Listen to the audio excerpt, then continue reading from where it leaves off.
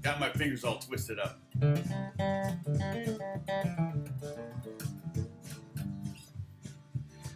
right, I'll do some more of that in a second. I don't know, did you download the song already? I put it up last night. Anybody download it?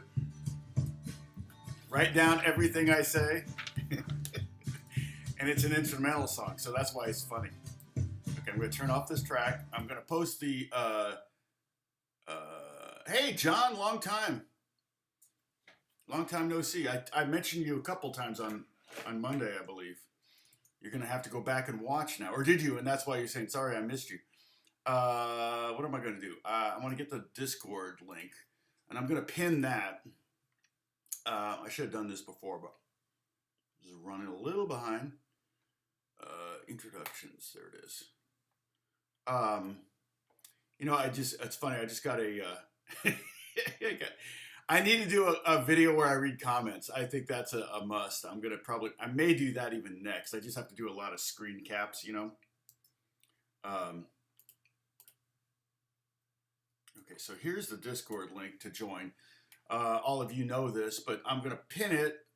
So any new people, we've got that up there. The jam track, you guys know that too. I'm going to put it here though. Anybody joining us right now in the future. Hey, Tony Truman, good to see you.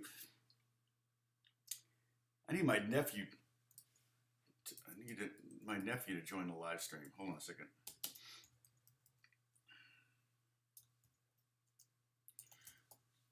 I have a nephew, Tony, actually teaches online. So if you are looking for an online teacher,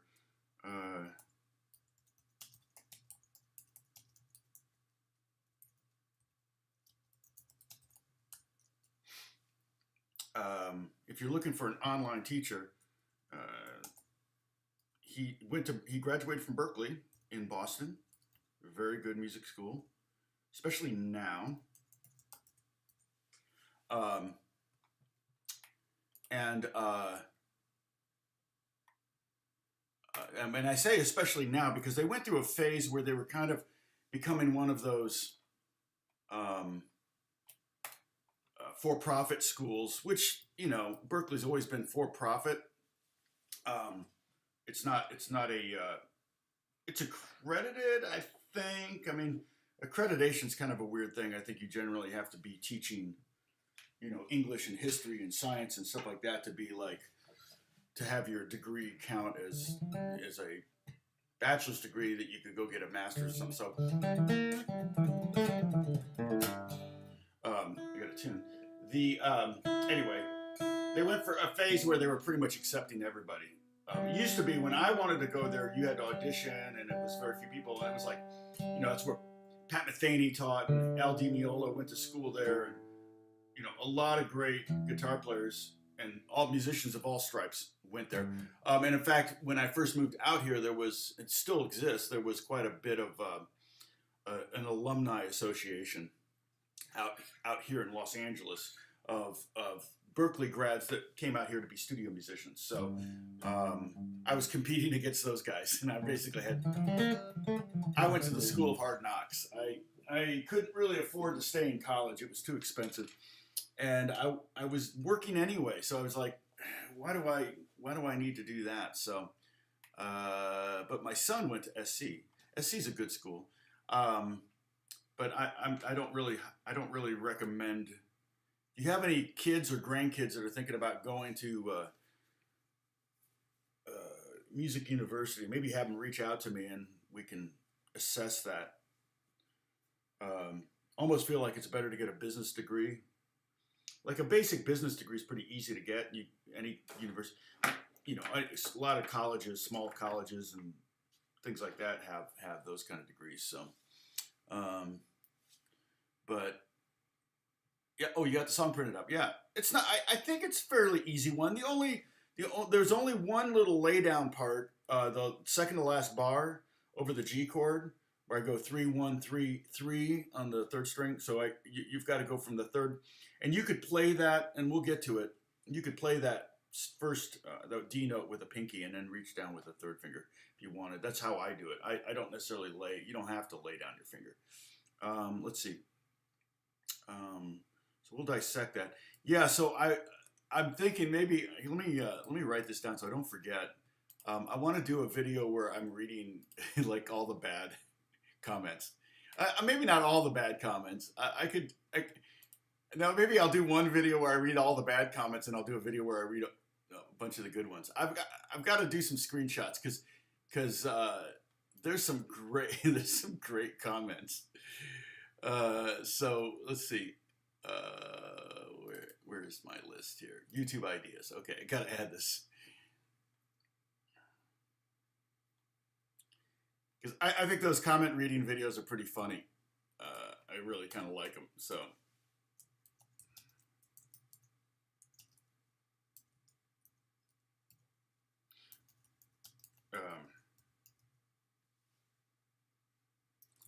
Did Tony jump on? No.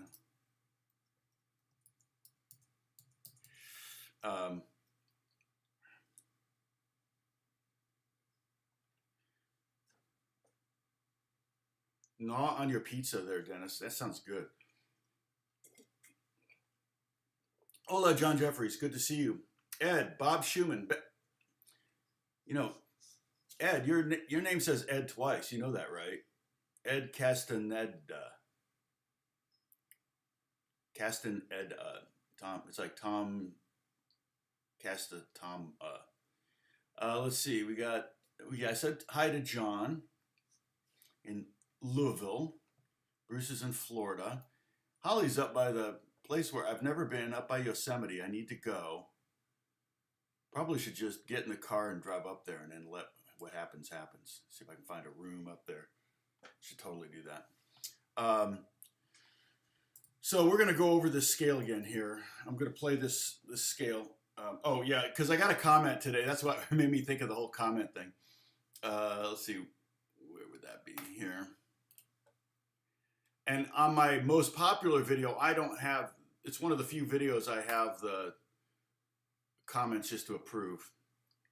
Tom, 5 minutes into your 11-minute lesson, and I've learned nothing apart from just listening to you waffling on. I love it. Woo. Oh, shoot. I'll change that. Dash is not okay. Dash, you're not here. So, whoops, I got it. So apparently, yeah.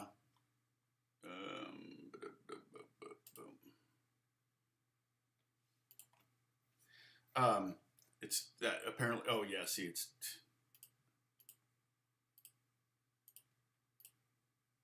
Oh please. So they did that thing where it's doing ads every 4 minutes. It's like, give me a break.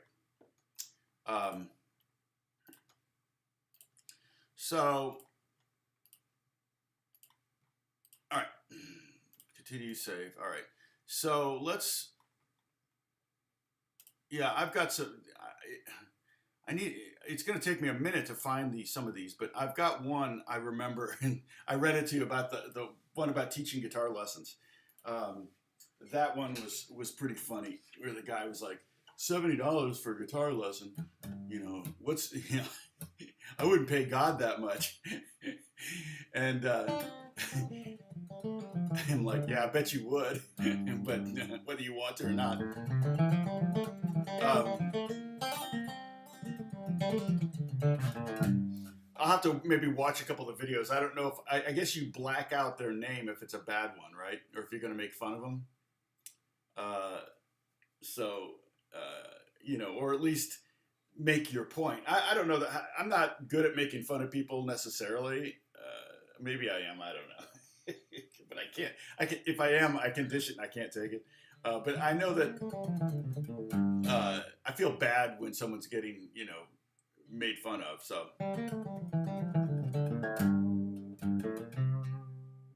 Oh, am I? No, it's not Musicians Learning Institute. It's Musicians Institute.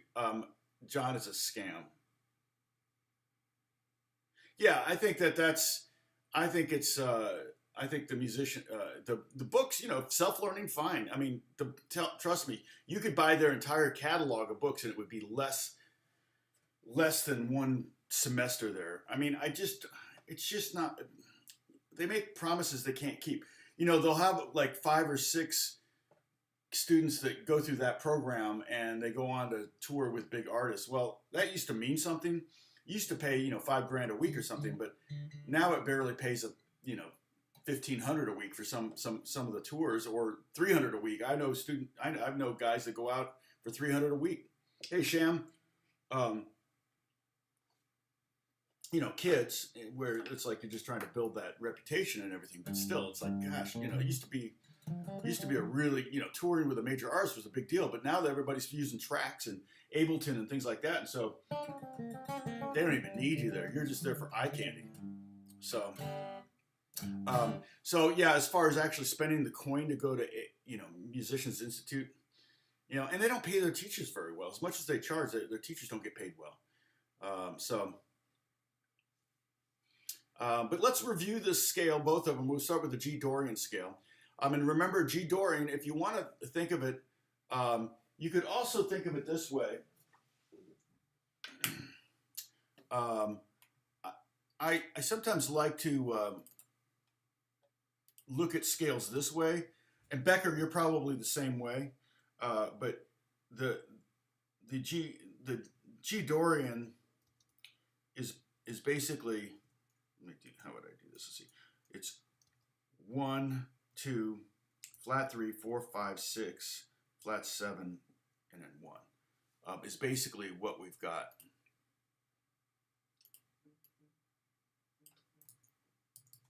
Okay. Oh, Tony can't join us. Okay.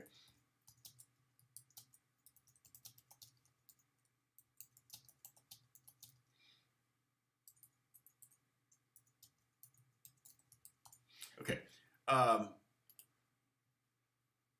And I'm not sure if Tony has if he has a YouTube channel or not.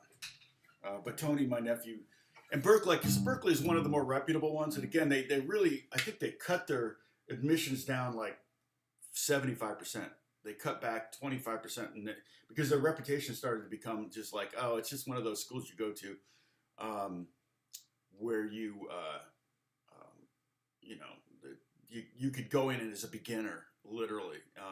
I knew people that got into Musicians Institute that had hardly picked up a guitar. They could barely play. And Tony didn't start until later in life. My nephew, he started largely because of Alex. In fact, his first guitar he got from Alex. But it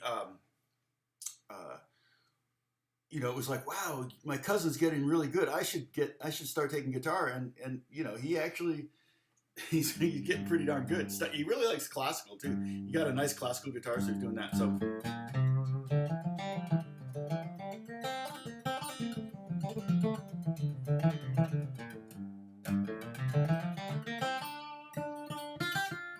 Oh yeah, Jan's watching. What, you're watching the inauguration? Yeah, probably going to be a little lean because people may be watching that. Okay, so let's start on the third fret of the bottom string on the G note. In fact, let's look at all the Gs. The G here on the third fret of the bottom string, open G, and G on the top string at the third fret also. So whatever notes here, these, because these are both E strings, these notes are always going to be the same. Okay, so that makes it a little bit easier. You only have to memorize 5 strings instead of 6 strings when it comes down to it. But which, you know me, I always like. I would love for you all to know the neck thoroughly, of course. And then I'm in the this is the 7th week of a series where we're not even going past the 4th fret, so I'm really not supporting that theorem at all right now. But that's all right. Okay, 3rd fret, and then open A string, then B flat at the 1st fret, C at the 3rd fret, open D, then 2nd fret is E, 3rd fret is F, open G, 2nd fret is A, 3rd fret is B flat, 1st fret is C, 3rd fret is D, open is, open E, and then 1st fret is F, and then G on top. Okay, again, start at the bottom. I'm going to go a little faster, but I'm just going to say fret numbers. 3, and then 0, 1, 3. And then a nice little bit here where it's the same, it's redundant, it's the same pattern for 2 strings. Okay, so 0, 3, 2, 3, 0, 2, 3. Did I say 2, 3 here or 1, 3? So 3, 0, 1, 3, 0, 2, 3, 0, 2, 3, 1, 3, 0, 1, 3.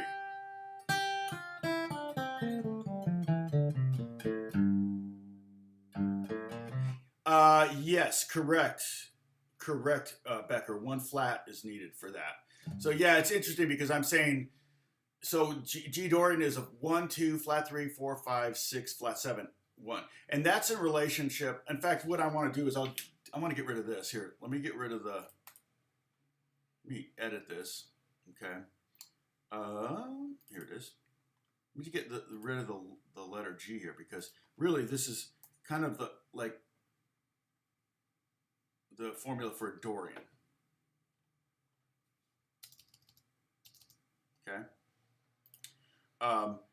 And so, Gardner's here. Sorry, I don't need to talk to him this time.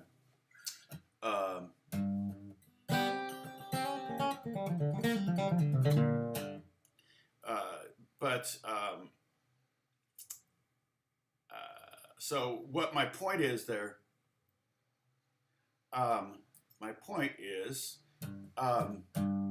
that if you take a major scale and you flat the 3rd note and you flat the 7th note, you're going to get a Dorian scale. Okay, that could be true of any major scale. So if I play B flat major and I flat the 3rd and the 7th,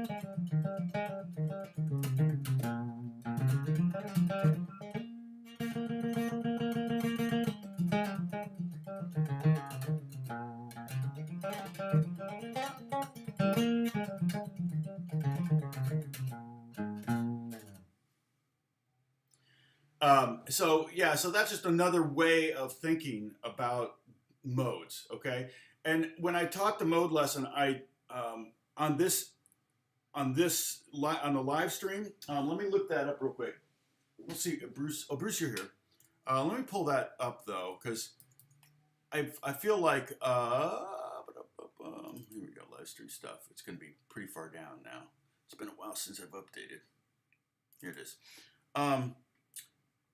The mode lessons, which were lessons 13 through 17, one of my favorite things to teach, and maybe that comes through when I'm talking about it, but if you go to the live stream lessons, if you go to my live stream lessons, you're going to have to go way back. Lessons 13 through 17 are modes. And I talk about the modes in several different ways. We talk about the formulas, remember the whole, half, all that. We talked about changing, we talked about the numerical values. Sorry, I'm trying to get my windows in order here. We talked about the numerical values where, you know, you go 1, 2, flat 3, 4, 5, that kind of thing. We also talked about parallel. We talked about relative scales, all that kind of stuff. So there's a lot of good stuff in that series if you're looking at trying to understand the modes. They're basically there's there's 7 diatonic modes related to the major scale.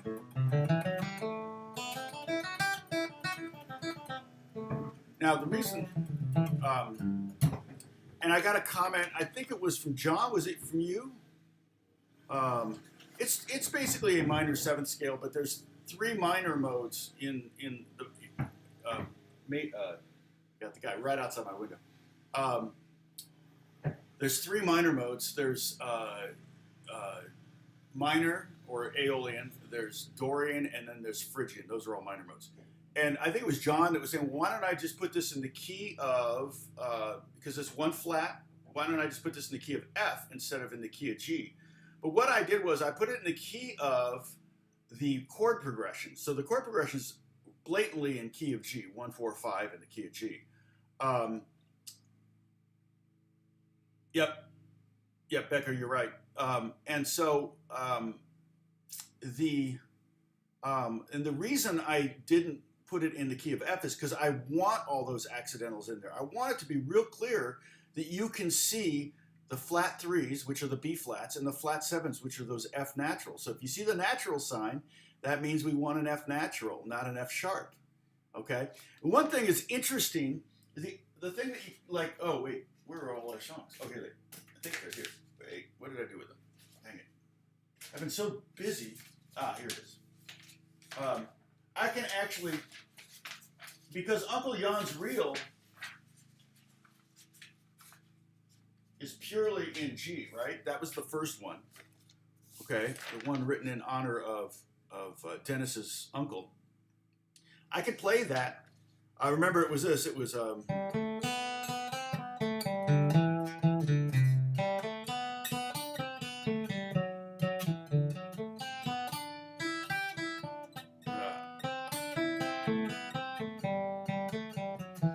right. I could play that in G Dorian. So if I just take the B's and the flat the B's and the F sharps in this, it would sound like this.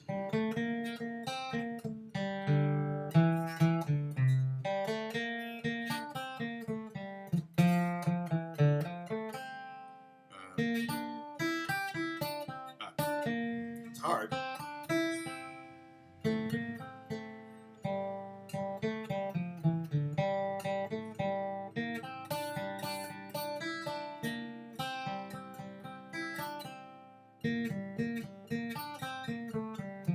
Kind of a good exercise to read something in a different mode. Hey Richard, how's it going? I don't know if Pepper, I don't see Pepper in the chat.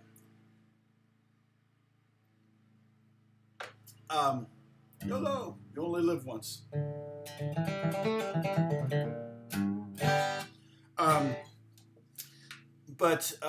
Yeah, it's kind of fun. And I almost toyed with the idea of just writing the new song like this and see, just use Uncle Jan's Reel, but do it in Dorian mode and see if anyone noticed. Okay. So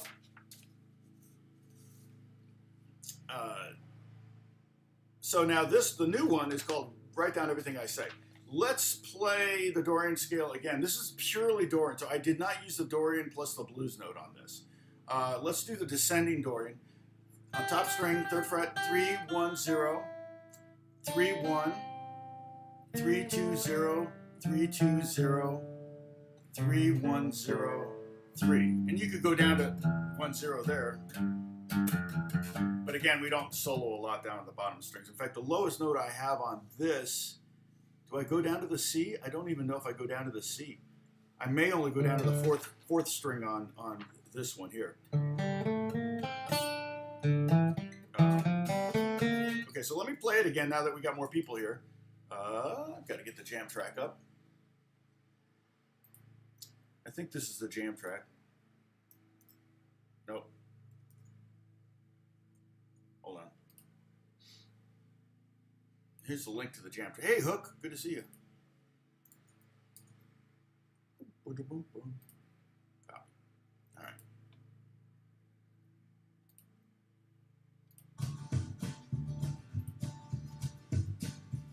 Here's the jam track.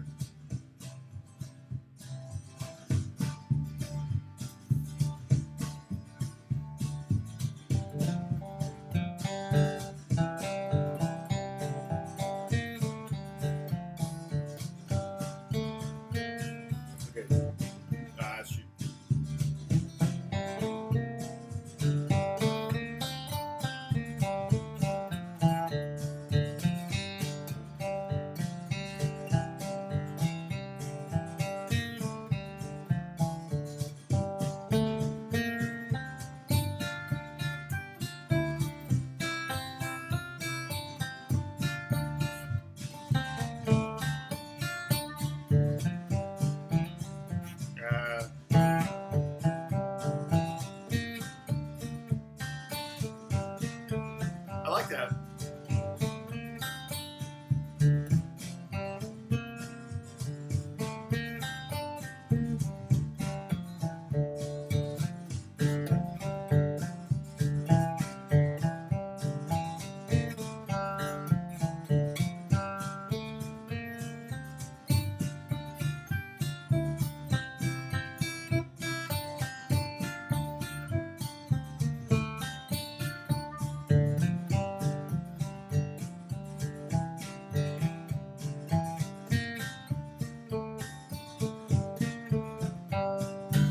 Okay, so it's definitely. I probably, if I were soloing over that bluegrass progression, if I was soloing over that progression, I probably wouldn't play two choruses, which is what that would be called. That this here is basically one chorus, one time through the tune. Actually, maybe a double that would be two, but I wouldn't play just Dorian through the whole thing. Dorian to me always any kind of time you're playing a flat three, it really wants to, because I really wanted to do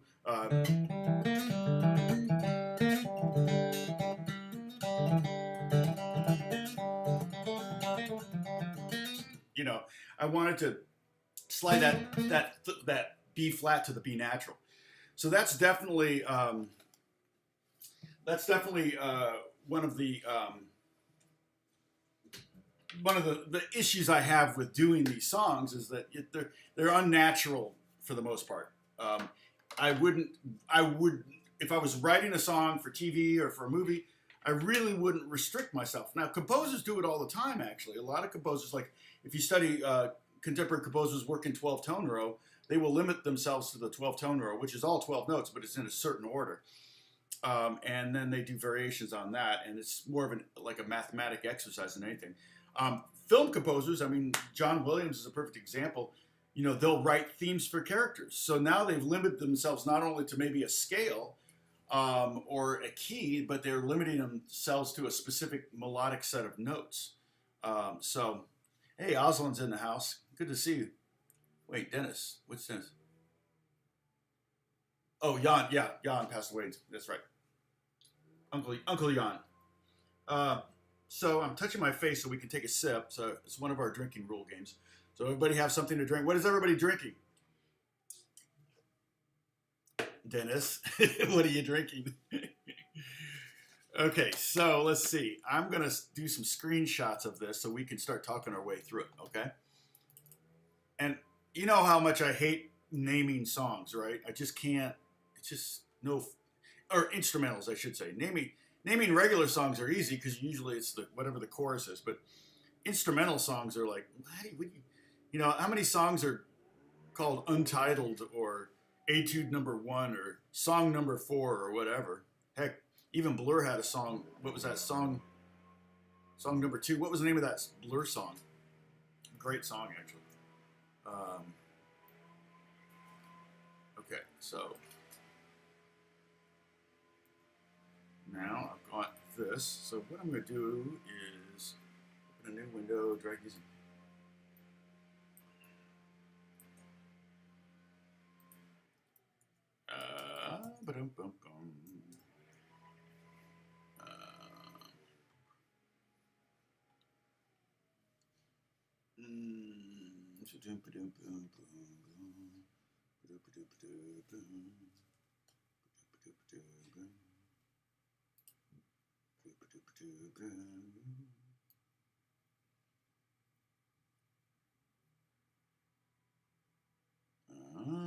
Let's see.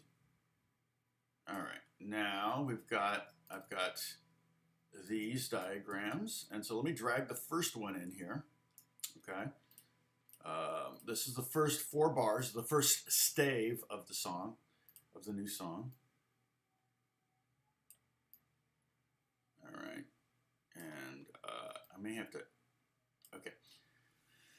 So, and okay, you'll notice there's a pickup note. The pickup note is just an 8th note. So you're going 1, 2, 3, 4, bum, bum, bum, and the pickup note is the same for each of the bars. I did a D, the open D string. That's the lowest note in the song. Okay.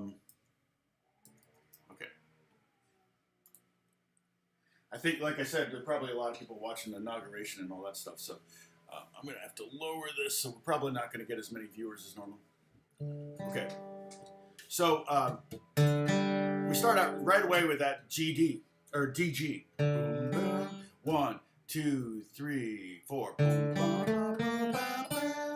Right? So I'm pretty much just going right up the scale. Starting on G. G, open G, 2nd fret, 3rd fret, 1st finger. And you can download this PDF at the Discord. And I pinned the Discord link up there. So if you're new, or you just want a quick link to get you to the Discord page, you can snag it right there at the top of my live chat. Okay.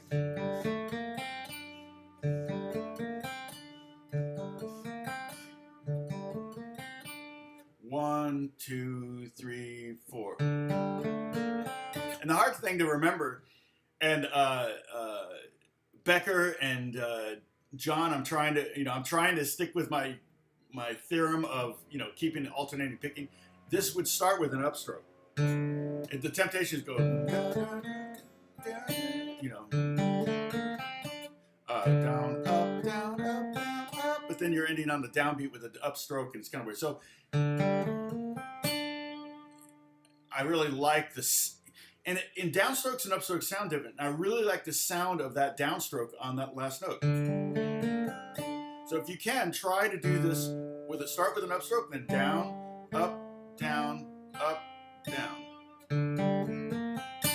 Because you get that, it's a nice, downstrokes tend to be a little bit stronger, a little bit meatier than upstrokes. There's in Logic I have, what's the software called? Well, I have a bass, sampler, bass player, and it's like I've got Fender bass player, and I've got a Rickenbacker bass player and all that stuff.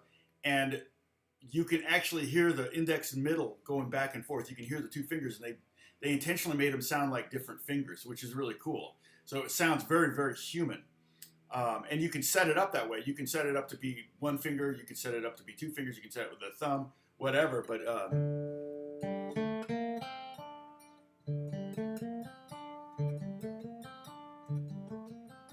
oh my goodness, Dennis, you got a lot of death in the family. I'm so sorry. Okay, now the next one, we're going to go back to that D note, and again, try to get that with the upstroke, and we're going to start the D, G Dorian scale on the E note. So we're going to go E, F, G, A, and this is the cool thing. What we're doing there is we're ending on the B flat over the C chord, but what that does is implies the C7 chord. So it's like, which is just a nice kind of bluesy sounding thing. It kind of takes that happy 1-4-5 progression a little bit into a little bit more sinister direction. Okay, up, down, up, down, down. So I'm going up, open string, then 2nd fret, down on the 2nd fret, E, F, G, A, B flat. Oh, I see.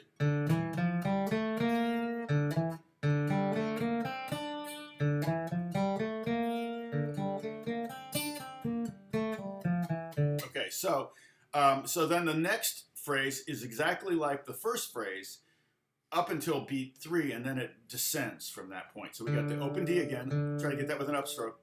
Then G string, A, B flat, C, D, and then back down to C, B flat, and then instead of going to A, we're going to go to G. Okay, so what I'm doing here is I'm bookending, okay? I'm playing the B flat, and then I'm playing the G. Oops. I'm bookending that A note that I want to land on for the D chord, okay? So it's a little melodic device that I'm using to make it kind of, I'm basically surrounding the note I want to land on beat 1. And I'm playing on beat 4, I'm playing the B flat. On the end of 4, I'm playing the G. And then I'm playing the D, or the A. And then from there, I'm just going to go from A down to D in the key. So I'm going A, G, F, E, D. It's basically kind of a D minor scale of sorts, but it's basically G Dorian starting on A, going down to D. Just all of it's right in the scale. All of it's in that first diagram over here. This one right here, okay? Every note in this song is here. In fact, every note in this song is in the top 4 strings of this one. All right?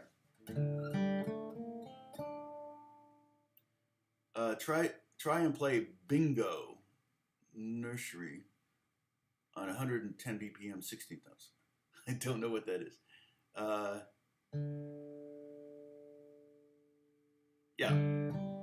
Yeah, now here's the thing about upstrokes or alternating picking. If the prevailing rhythm in the song is 8th notes, then you're going to be playing, up on the end of the beat, you're going to be playing up, and on the downbeats are 1, 2, 3, 4, you're going to be playing downstrokes. But if you've got 16th notes, then on the downstrokes and on the end of the beat, you're going to be playing downstrokes. But it's going to be the E and the 1 E and a 2 E and a 3 E and a. You'll be doing upstrokes in different places. So, but it's ultimately, it's the same technique. It just depends on how fast the song is. Yep, it starts on the 4 and. Yep. So here's the first phrase again.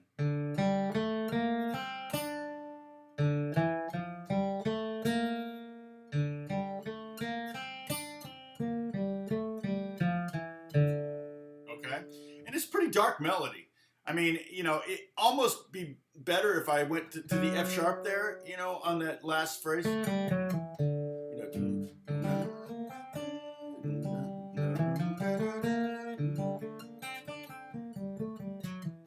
But that almost sounds kind of weird. Then it starts to sound like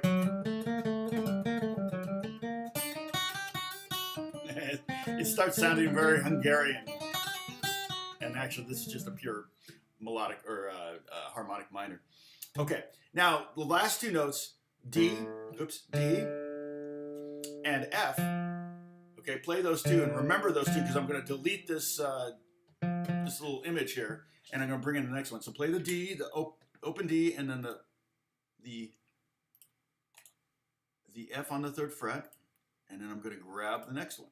Just grab the next one. Here's the next phrase, or the next stave, the next 4 bars. And here we have a distinctive pattern that's developed. And you'll see that lick that you just, that DF thing at the end of bar 4 is going to be repeated many times.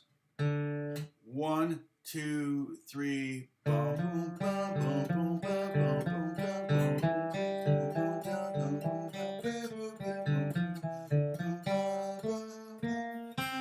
Okay, so again, play the D with a downstroke and then down, up, F, G. And you can just practice that. That is like a little lick right there.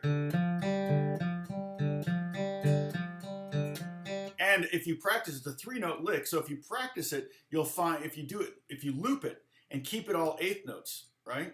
If I played like down, up, down, down, up, down, let's see, down, up, down, down, up, 2 8th notes and a quarter, then the picking is going to stay the same.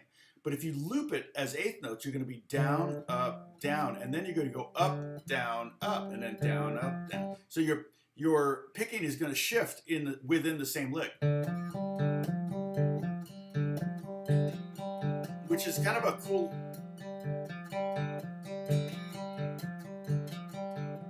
play Easy in the House.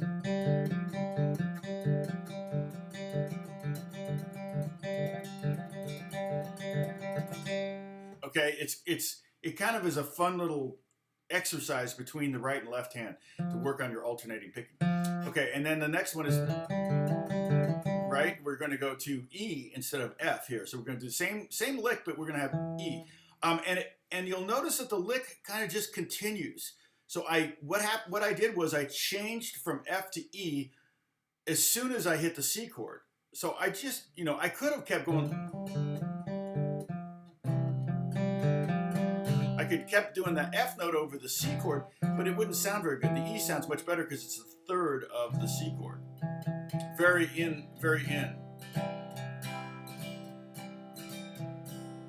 Oh, bingo. Oh, there was a fun.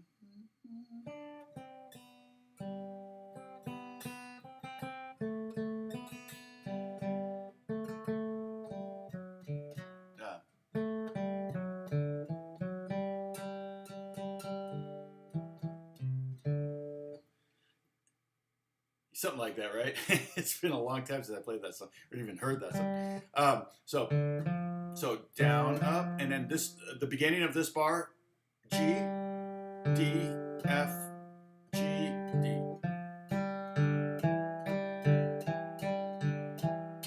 Okay, 1 and 2 and 3 and 4 and 1 and 2 and that. 1. It's hard to do. 1 and 2 and 3 and 4 and 1 and 2 and 3 and 4 and. Okay, that's almost have to practice that whole phrase together rather than break it up into 2 sections. So I would try to, and don't forget about the 2 notes in the bar before. It actually makes it a little bit easier if you do that. Let's see.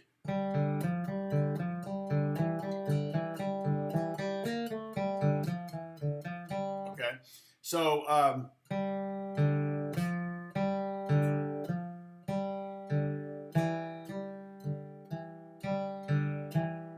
probably easier actually to look at the tab on this one. Okay, and then let's get to the phrase on the 3rd bar here, which is really the 7th bar of the song. Is that right? So 3rd fret, play the B flat on the 3rd string, and we're gonna go 3, 2, 0, and then open D. And then over the G. And then over the D, we're going to go 3, 2, 0, 3, G.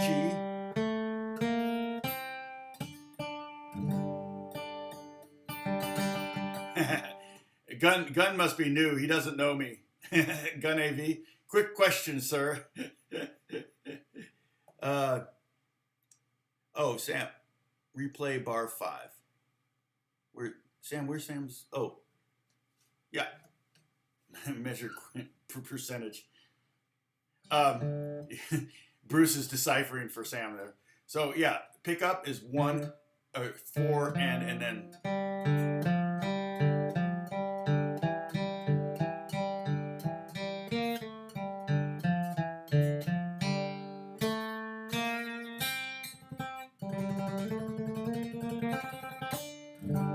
So Gunn, what's your question? I doubt my answer will be quick.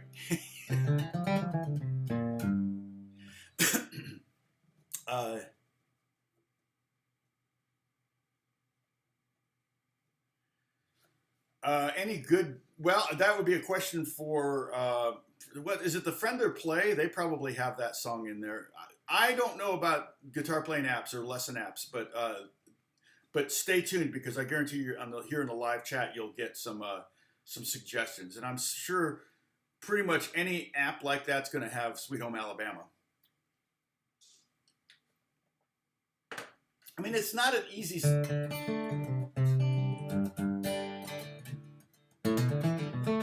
It's not the easiest song to learn your first week. I used to teach it, but I wouldn't teach it the first week. I would usually teach it probably 6 to 12 months in, depending on how good the student got. See, Becker's saying the same thing. But I think Fender Play probably has it. Yeah, Smoke on the Water. Yeah, yeah. Everybody learned Smoke on the Water. I would teach like Peter Gunn, like was like the first song that was, and the reason is that it used all four fingers and it was only on one string. It was kind of a way to kind of get the fingers involved right away, and it would be a real struggle. I mean, beginners would, but also I would teach them tab too at the same time. So that is a measure. I'm sorry. Let's see, Sam, were you starting on the D string or the G string? I'm starting on the G string. But the pickup in the previous bar is the open D string, and then on beat 4 it's open D, and then F, and then it's downbeat is G.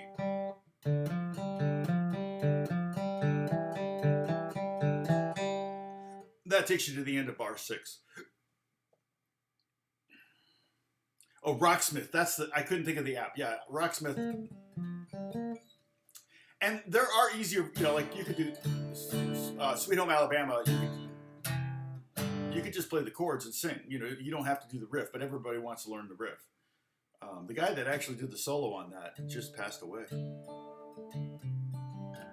Yeah, Knocking on Heaven's Door is a great one. Yeah, that actually is isn't that a Dylan song originally?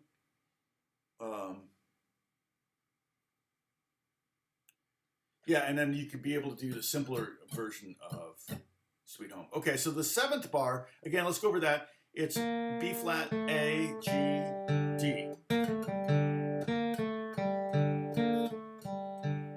So I'm basically playing the flat 3, the 2, the root. And then I do the same thing in the D chord. Over the D chord, I'm playing the flat 3. So melodically, what I'm doing there is a melodic device where I'm playing a melody and then I'm transposing it to fit over the next chord. Okay, so that melodically is the same as this over the D chord. Okay, so and then I just go quarter notes here: G, A, B flat, and C. Open G, 2nd fret on the G string, 3rd fret, and then 1st finger. Okay? And then we're going to go up. That's going to be the next thing. So we're going to put 2 fingers and hold them down there.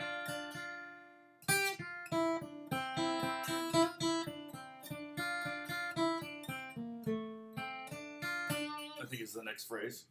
Oh, I've got it right here in front of me. It's literally, I think that's the next phrase, and I'm sitting here staring right over it. Okay, so I'm going to get rid of this. I'm going to get rid of this one. Yes. All right, and bring in screenshot number 3. And so this is going to be the 3rd stave, or measures 9 through 12. All right. Hopefully you can see this. So it's a battle making sure my neck is still seeable.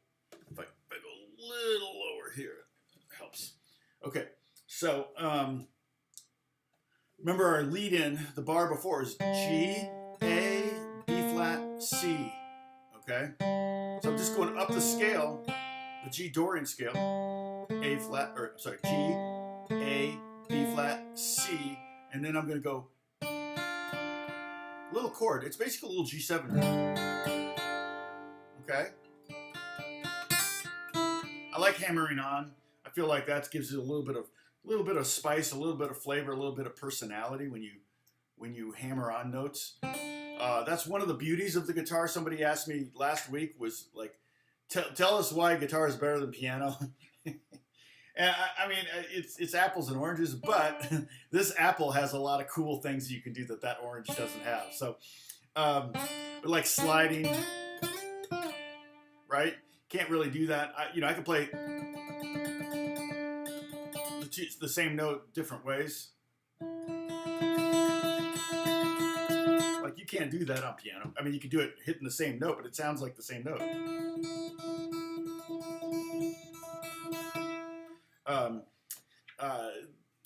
Bends. You can't do bends on piano, things like that. So that's where sometimes, anytime you can do something that's what you would call guitaristic or idiomatic to the instrument, it does make it.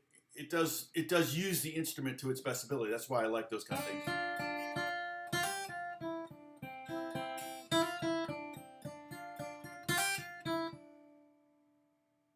Let's see, what am I looking for?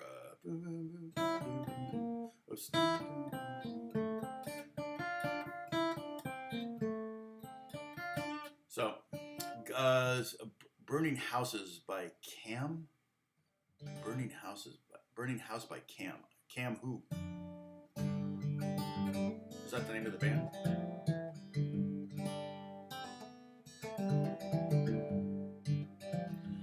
But I'll tell you one thing, Gunn, I don't teach songs because I can't monetize the lesson. So if I try to teach a song, the record company will take the money from it. So what's the point?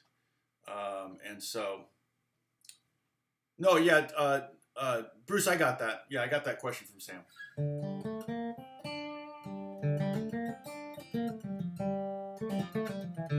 Okay, so we have that, right? 3 1 3 1. Again, that's like a little. It's a minor third, D to F, and it's the 5th and 7th of a G7 chord. Okay, and then go to here, the G, F, E, D, and that E note is the one that's kind of like jumps out sometimes. You know, when you hear that E note, you're like, whoa, that sounds kind of weird, but it's not.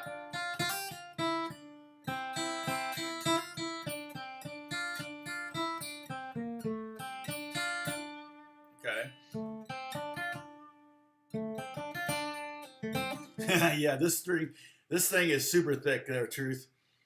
This is 3.5 millimeters. This is my gypsy jazz pick from Wiegand Picks. It's an amazing pick. I love this pick. It gives you a lot of, and I use it mainly because I know that I'm just going through the crappy microphone in my computer, so I know that you guys aren't getting the best tone. I apologize. I was just watching Rick Beato's live stream when he was doing the 1991, the year that changed rock music, or the fall that changed rock music, and he really all of a sudden like he was playing tracks. He was playing Nirvana and he did play Guns N' Roses. He didn't do that, but he played Metallica, and he had it going through the system. Ultimately I need to download some software so that I can, if I play music, it'll come through for you guys in stereo and everything. But right now I'm just using the microphone in the room, so it's pretty chintzy. So having a heavy pick like that, yeah. Normally I use a heavy pick anyway, but this is my normal, like for electric guitar, the Gravity. This is a classic standard. I think it's called Classic Standard 1.5. And for years I used the Durlin. For probably 20 years, this is my main pick. I've lost thousands of these. And then I also use the Wiegand Bluegrass pick, which is a great pick, Wiegand. So I've told you about them. They're made in Holland. Just Google WiegandPicks.com. Oh, okay. So yeah, we're pretty limited here today.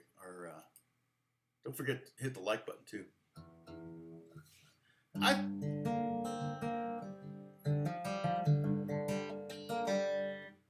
Thank you, John.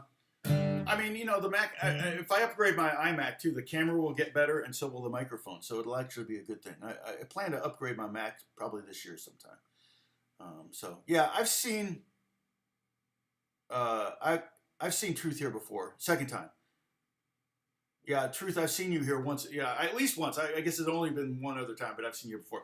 So again, let's get this lick down. It's kind of cool. I like this little lick. You know how I like it. I'm moving now the melodic content up to the top 2 strings because I'm trying to give you some skills and techniques, and you know, give you as much of this scale as possible. I could have kept everything in the middle, but then you wouldn't have gotten familiar with the top 2 strings. So this helps you get familiar with the top 2 strings. So that 3 1 3 1. Thank you, Bruce. 3 1 0 3, and then go to 1 and open E. And obviously we're playing the top 2 notes of a C chord, right? and then I've got to go here to the first fret. That's why another place where hammer-on comes in handy, because if you want this to ring out and play, then go right to the 7th note, you're going to have to bar your first finger.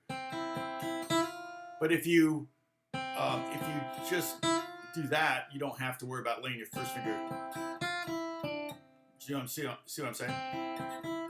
And you don't have to hold the first finger. You can put the first finger on there every time you need it, but as Holly noticed before, I like to keep my first finger down, right?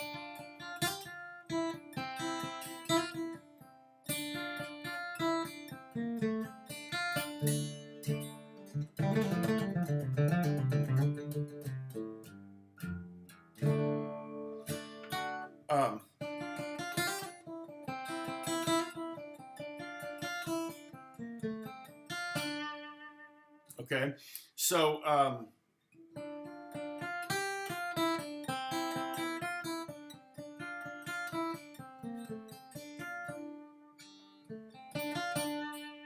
right, so we're gonna go to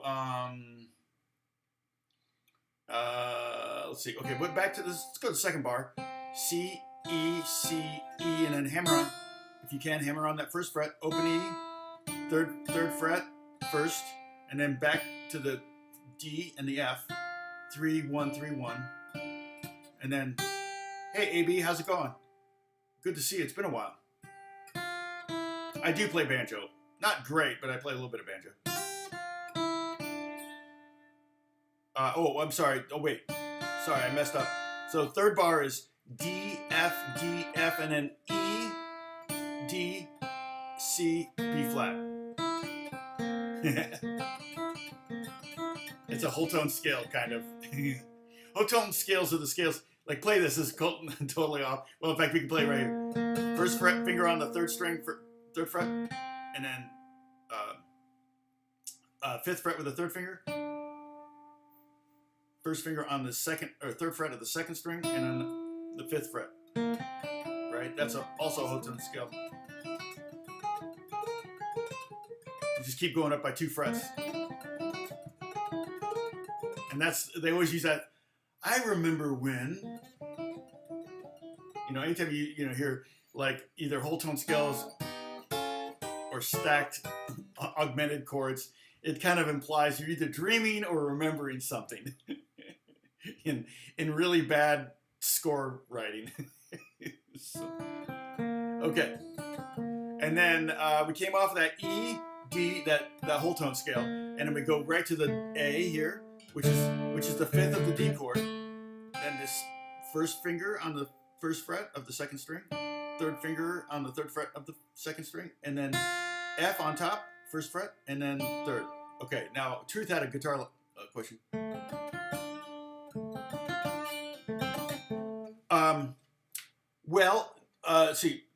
Would you say that this style, that the picking hand is more towards the bridge? Yes, I think so. I noticed it, and there's a reason for that. One, it makes the guitar a little bit brighter, a little bit punchier, okay? So that's actually a really, really good question, something I haven't addressed in 7 weeks of doing these lessons. So good job there, Truth. Stick around. Come back every day, every time. But yeah, for one thing, there's more resistance. So you can play a lot faster. As soon as the string gets squishier, right? At the 12th fret is the exact halfway distance between the bridge and the nut. The bridge and the nut, I kind of pointed the opposite way, but and that's where you have the flimsiest string. That's where the string is the flimsiest. And so now if I'm going for a really nice warm tone,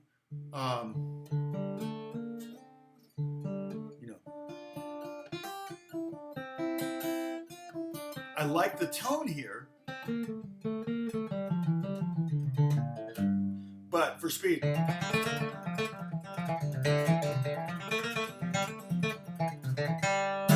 And to cut through. Now you get too far over here, it's get really tinny and gets quieter. But there's kind of a space in here right about and you can look at different bluegrass players and just kind of map out, where on their guitar that they play. And a lot of times it's ergonomic, they're standing up. a lot of times, and it's where their arm hits, and they may adjust their strap to make this, to adjust, just to make micro adjustments in where their hand is. But again, the great thing about the guitar, again, over the piano, we're talking about comparing guitar and piano, is that you can change the tone just by moving, not only by changing where you play the note, the E. All those E's sound different to me, particularly in here, you know, because I'm sitting right next to the guitar. But also I can change the tone of a note, like this E here. I can, it changes tone as I move across here. And that's why you have pickups in different places, because the string sounds different in different locations. And that's why the bridge pickup is a little brighter, you know, and the neck pickup's a little darker sounding. So if it didn't make, if there was no tonal difference across the spectrum of the string, across the string, then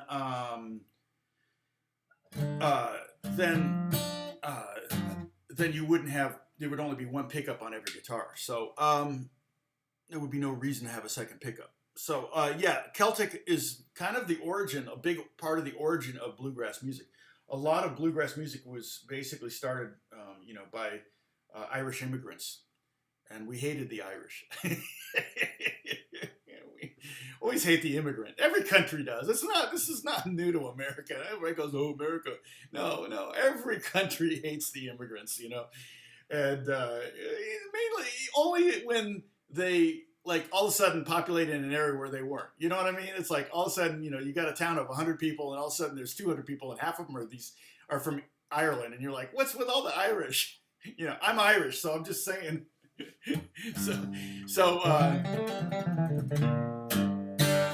French. Oh, God help you if the French come to your town. But it's just the nature of being comfortable and getting comfortable in your life, and then having something change.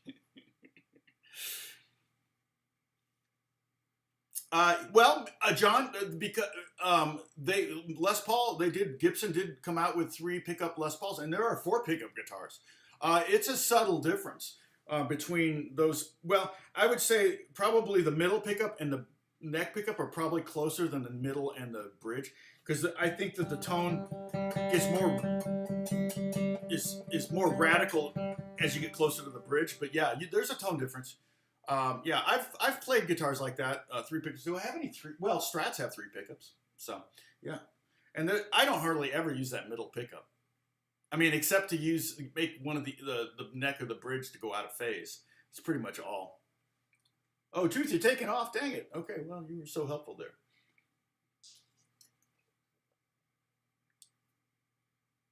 Oh, well, I'm glad you're teaching. That's awesome.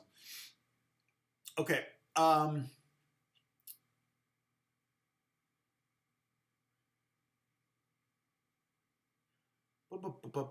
Let's see. I'm just making sure. Oh, okay, cool, Gun. Awesome. Let's see, who else? Yeah, and Gun, if you're on the Discord, try to use Gun AV as your name, your handle, so we know who you are. In case you get off the reservation and start talking smack, and we have to block you from everything. We've had to do that, a couple people, so people can get crazy sometimes. Okay, so I'm going to play this phrase one more time. Remember, it was a climb up. The bar before was those quarter notes, which I haven't done really. It's anything like that. And if you want to, you could do 16th notes, like something like that, if you wanted to. If you got bored playing those quarter notes. And then we're at the beginning of bar 9 here.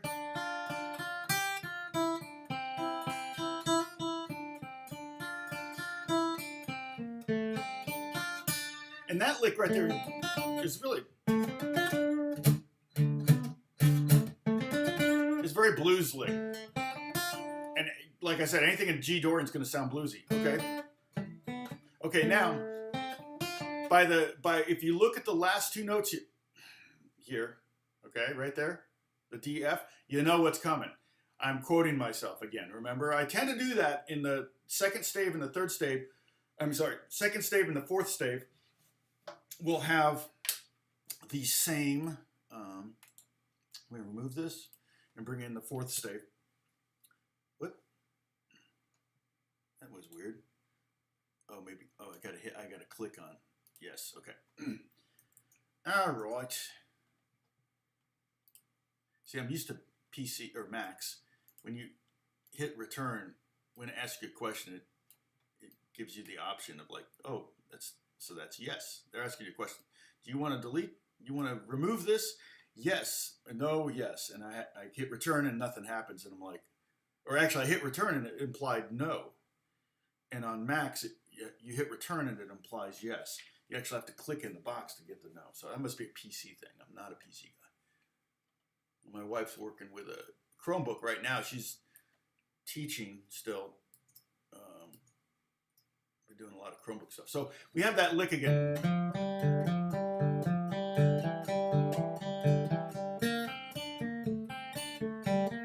I like that phrase at the end there. It's a little dark, minor sounding, but it's a good melodic little melodic trick there. Okay, so again, the pickup D, F, and then we're on the bottom here, and so the first note here is G, open G string. Okay, Sam was asking that before.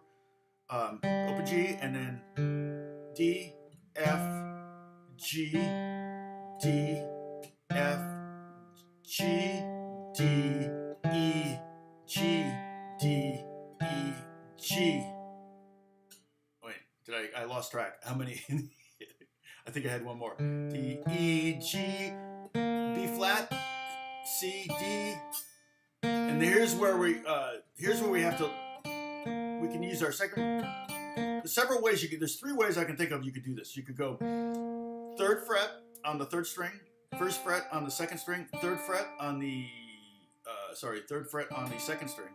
And then we want the 3rd fret here, okay? So you could go, lay down your 3rd finger and do it like that, a little mini bar, right? Like when you check into a hotel, you got a mini bar, right? There's a mini bar right there. Or you can cross over your 2nd finger, okay? Right? Or if you really want to prepare, you could play this note with your, if you were like a Boy Scout and you wanted to be prepared, you play 3rd finger there, 1st finger here, and then pinky on this note so you can go back to your 3rd finger there. Because that makes the most sense to me if you're thinking about it. Like you got to know you're going to be going back to this note when you hit this note. If you know, I know Bruce, 30 watching. It's a little on the light side. I think we got up to 37. Yeah, we haven't even hit 40 yet. Probably, like I said, probably inauguration stuff. But okay, I haven't watched an inauguration since I don't know when. Okay, so that if you do it that way, then you're ready. Then you're ready to go. See, if I use my 2nd finger, then I got to slide my 2nd finger down, or I got to bring my, and that doesn't make sense because now I don't have a finger to go to there. So this is really, that's probably the best way to do it, or the lay down, the mini bar. I like saying mini bar. I haven't said snippet enough. Snippet, snippet, snippet. Ooh, you know what would be fun? I just because I told you I was thinking about doing. It's getting dark in here also. I was thinking about doing. It's very windy again in California. Oh my gosh, it was so windy yesterday. I could barely walk to Starbucks. You know, I was talking about doing comments. I'm gonna go through a lot of comments and do screenshots of different comments.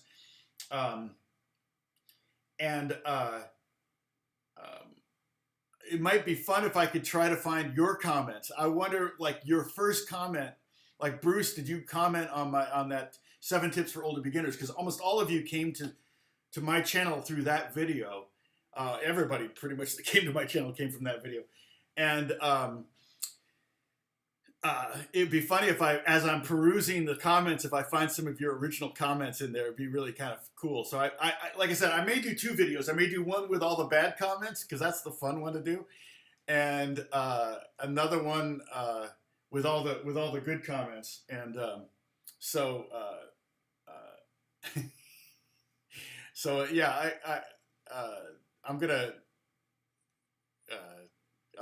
do that. I'm definitely gonna come up with a bunch of screenshots of like my bad comments and the good. There's some great good comments. I mean, really good ones. The most common negative comment I get is that I talk too much. And I'm like, well, for one thing, I'm teaching, so yeah, okay. And two, I'm also me, so yeah. And three, it's you know, I guess I could just go, okay, this video is about the G scale.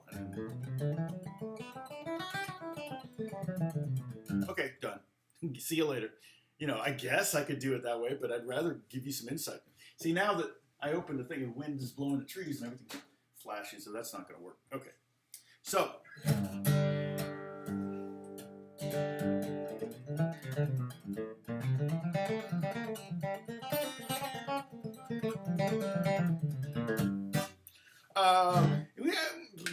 what did I say we were going to do? We haven't. We could talk about hybrid scales next week too.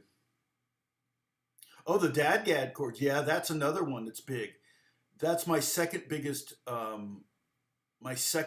video, and yes, I did get a lot of subscribers from that. My first like 8,000 subscribers were mostly from my DADGAD videos. I should do another one. I'm not a DADGAD player, but that's kind of what makes those videos pretty good, because I'm like kind of going, well, you know, I don't really do this very often, but here's some cool chords you can do.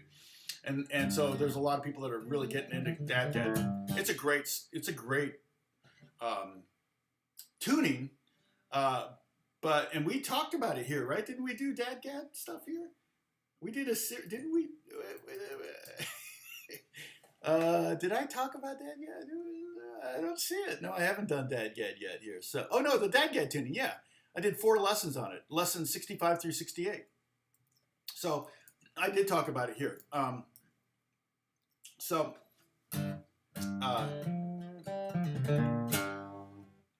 Okay, so we're getting Joseph. Talking is good. Thank you, Joseph. Joseph Pacifico. Are you in California? So there's that. Okay, that lick. So practice that right now.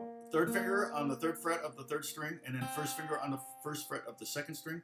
Pinky on the 3rd fret of the 2nd string, and then you can take the pinky off as you put your 3rd finger back on the 3rd fret of the 3rd string. Okay. Down, up, down, up, down, up. It's like Frere Jacques, like a depressing. Oh, New York. Well, God bless you, New York. I love New York, but I couldn't live there. My blood has got too thin. Okay, and then we're going to go to do the same melodic idea over the D chord. So this was over the G chord. Okay, and then we're going to go to the D. Right? All right, so that's second finger on the 2nd fret of the 3rd string, first finger on the 1st fret of the 2nd string, 3rd finger on the 3rd fret of the 2nd string, and then 2nd finger on the 2nd fret of the 3rd string. Really sounds more complex than it is.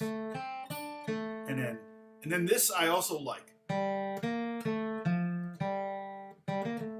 And it might be a little bit, but so you can practice each of these licks by themselves. Maybe do that. Go to the next note. And then the next one. So you can hear how it's the same melodic idea, right? So it's called kind of a theme and variations, or a motif that I created. Oh, I've got my niece. My niece lives in Brooklyn. I have a nephew in Brooklyn. Just found out someone else. Oh, one of my dear friends' sons lives in Brooklyn. A lot of young people live in Brooklyn. It must be they're dragged to be in Brooklyn right now during the COVID because everything's kind of shut down and stuff. But I bet it's really kind of fun and a lot of great restaurants. Oh my gosh, my sister lived in a brownstone at Prospect Park for a few years.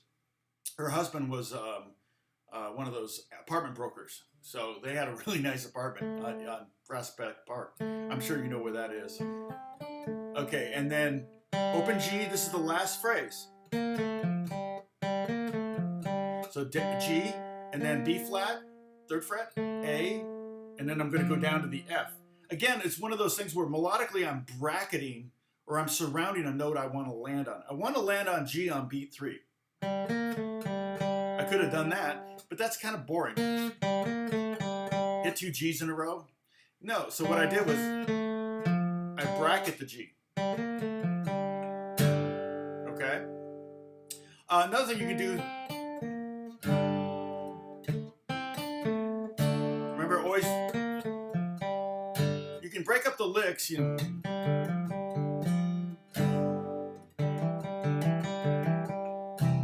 You can break up the licks and then play a chord to center yourself melodically, so you can go, oh, okay, I hear how this is working over the chord. We can always go and analyze. I could go through here and analyze every note we're playing. You know, I could go, like if I look at this phrase here, right here, right there. Okay, no, I'll do this.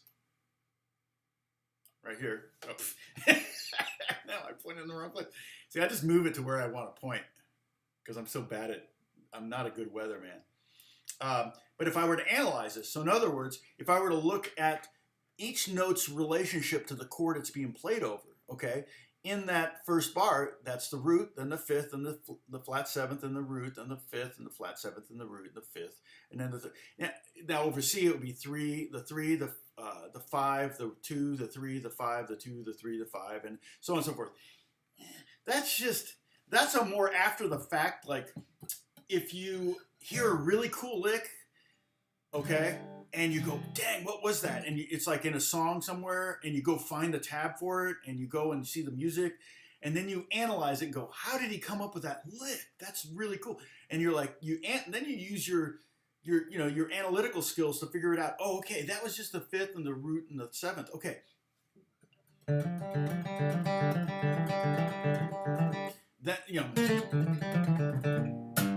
Then you can go, oh, okay, I see now. Oh, I can do that. Oh, I could do that. I could do it over C. Or I could do it over D. Okay? So you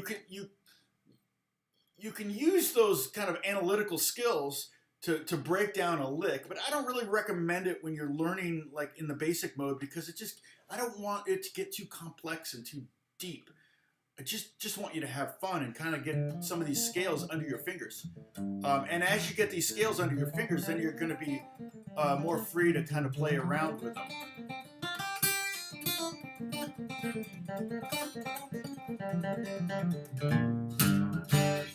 So let's see. Okay, I'm getting cold. I'm going to get a shirt on.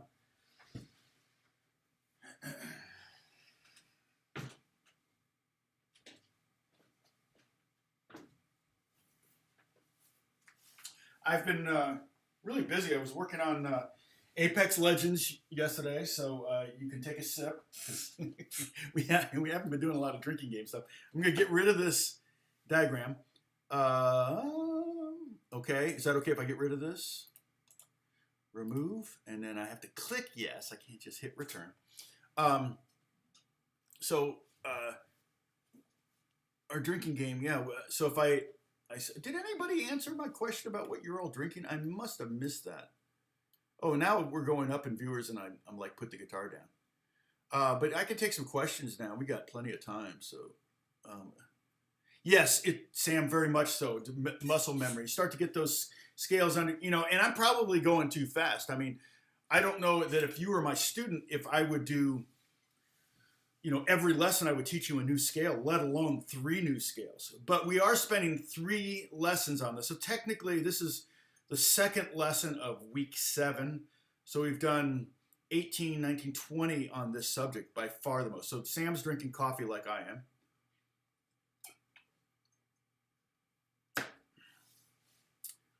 Lattes. Okay, Dash, you got lattes. Oh, you're having a Dr. Pepper? Dr. Pepper, really? I'm drinking chunky chicken soup. Nice, Gary. Let's see. Tea. Catherine. Oh, Catherine. Yeah. No, it's definitely. It's cold here, but cold. That's very, very relative. I feel bad saying it's cold. Actually, yesterday was colder than today. Today was probably, I don't know what. Let me see. Let me see what it's going to get to today, because it didn't feel very cold out there. In fact, I was overdressed. Well, it says 66, high of 72 today. I wish I could go backwards on the weather app. Is something that they don't let you do, which kind of stinks. Go like, what was the temperature yesterday or last week? I forget. But we have windy. What does it say the wind's going to be? I mean, the wind was kicking up like, again, 18 miles an hour. Actually, I saw 35 miles an hour on here. I've never seen that number so high. And it was probably stronger than that. Yeah, and we got rain all next week, which is awesome. Turning off my sprinklers. Get to see what will really grow in my yard, because I'm pretty stingy with the sprinklers. So,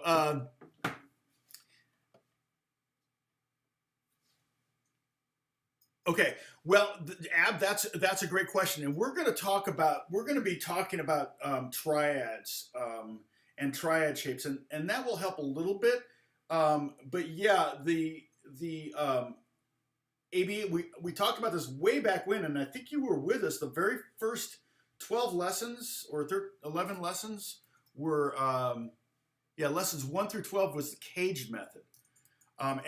Caged method is a very good way of connecting scales. So basically the idea is that you spell the word caged on your fretboard with 5 common chords. The C chord, the A chord, the G chord, the E chord, and the D chord. I did not know this when I was teaching it for years. Taught it literally probably 30 years before I realized that it had a name. And I didn't even notice that it spelled the word caged. But those shapes appear in the order of in that very order on your fretboard, okay? The C shape, the A shape, the G shape, the E shape, and the D shape all appear in that order. And so around those 5 shapes are pentatonic scales and major scales. And then, of course, if there's major scales, then you can find all of the modes if they're right there. So, oh, am I going to virtual NAMM? Yes. When is, I got an email. I'm assuming it's...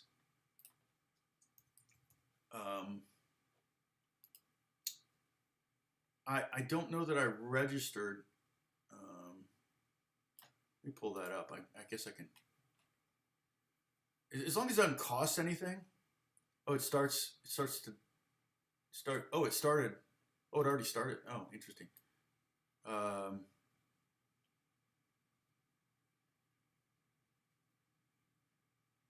It's just funny. I'm kind of glad to have a week off or a year off from this. I know Alex is. Alex has gone to NAMM every year since he was 7 years old. Maybe even before that. I just remember that I took him to the Taylor booth, and he really wanted to play the Taylor 12 string, so he pulled it down. He's 7 years old, and he's wailing on this thing, right? And all of a sudden, everybody gets their cameras out. This is before cell phones had cameras on them. And they all have cameras, though, and everybody's like filming Alex wailing on this, and not like shredding, but more just like banging out chords and stuff. And it's kind of a great advertisement that Taylor guitars are easy to play, because even 12 strings are notoriously hard to play. And I have a 12 string, but it's a Taylor 12 string, and it plays great. And Martin 12 strings always played really hard,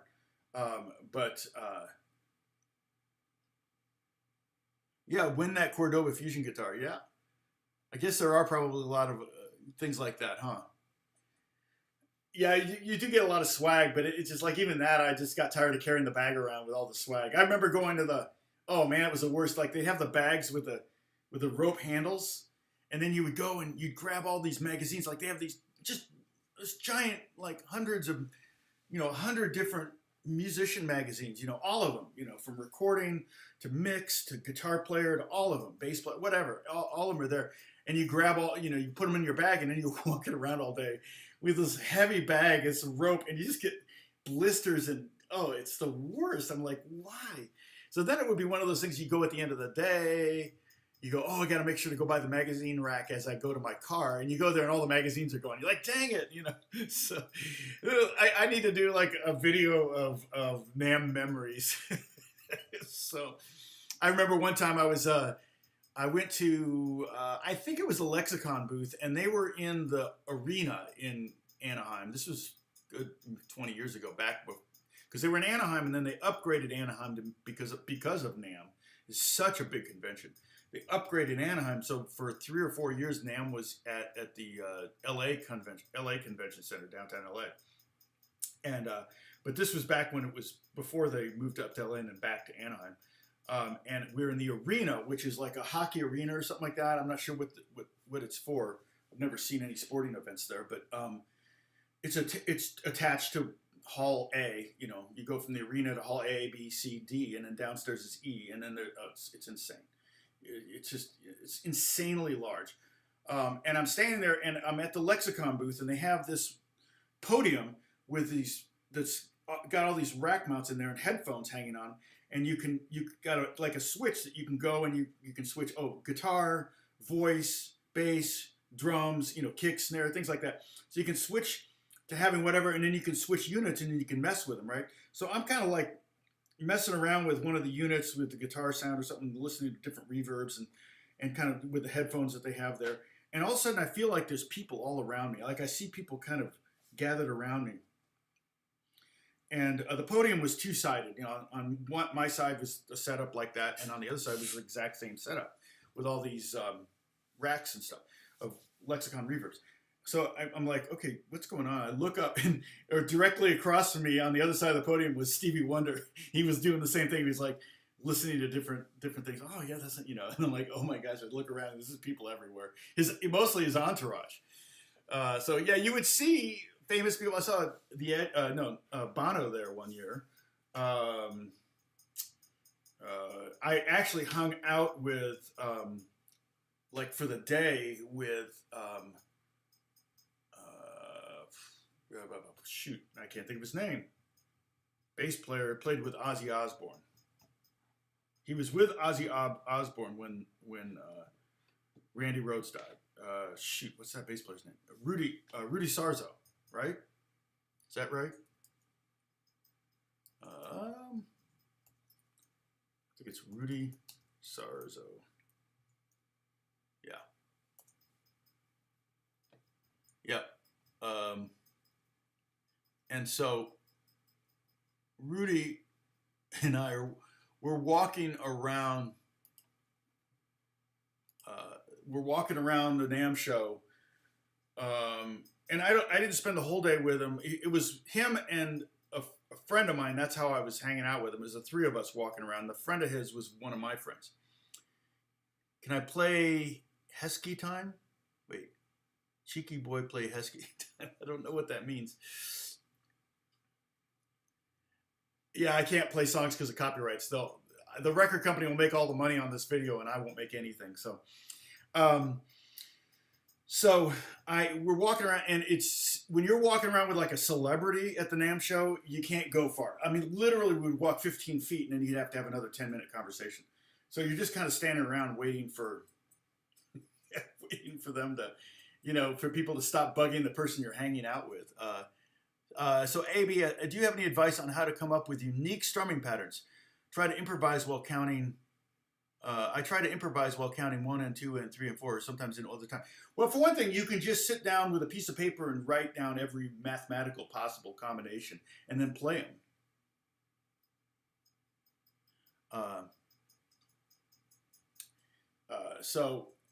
If you do every possible combination, you'll come up with some unique patterns. Another thing that you can do is try to imitate a drummer. Let me see if I can give you an example of that. Do I have Logic? Oh, I don't have Logic open. Why is Logic not open? Okay, so I'm going to pull up Logic here.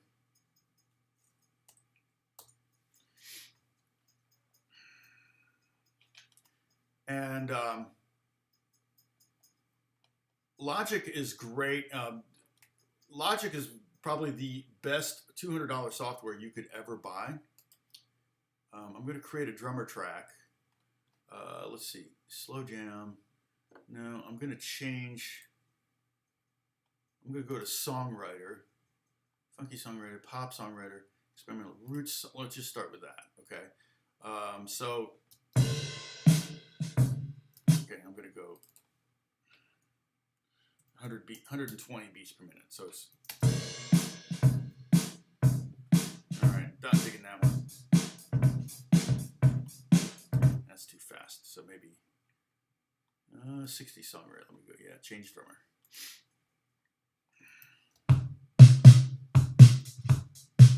Okay, that's loud. Sorry about that. Boy, that is a serious snare drum. Man, what the heck is that snare drum sound like that? I can change the drum kit. Hold on, let me change the drum kit. Oh, that's called Liverpool. Let me go to Blue Ridge. There's a million drum kits too. It's great. So same back. So there's a groove. Okay. So here's my point: is you can pull up a in Logic or in GarageBand if you have a Mac, and I'm sure there's PC versions of it too. But take care, Dash. There's PC ver. Oh shoot, Dash is gone. Oh dang it! I meant to tell Dash something, but it's alright.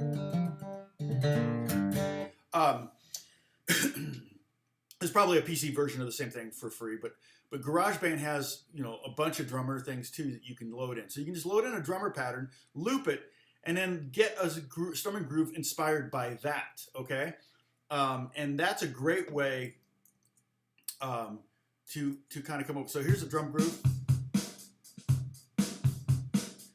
and that's kind of, you could try to imitate the drum groove. How do you do that? Well.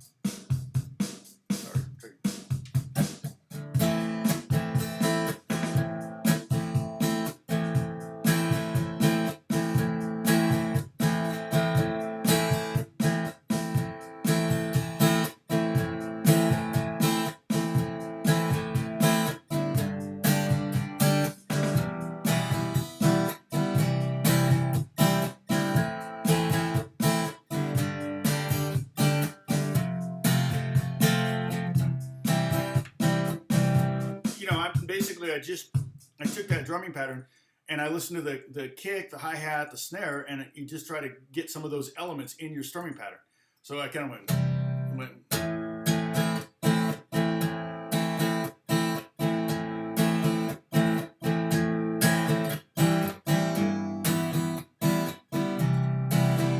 you know.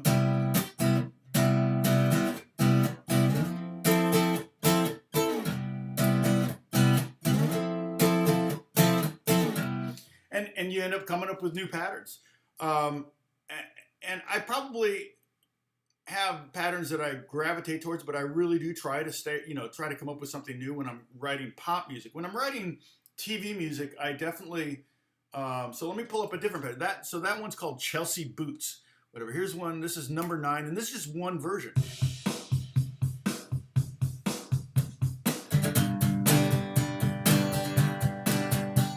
That's just pure 8 notes, really. Let me go to, but that's, even in that Chelsea number 9, even in number 9 pattern, there's like 8 different patterns here. Here's another.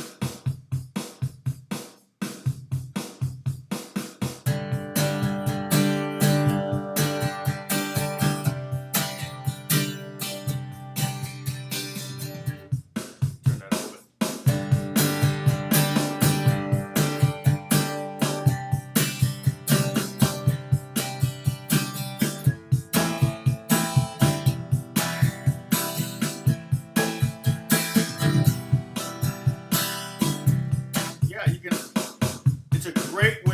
Get strumming pattern ideas is to imitate a drummer, okay? And so you can just drag loops, you can just play along with records, but the problem with records is that there's going to be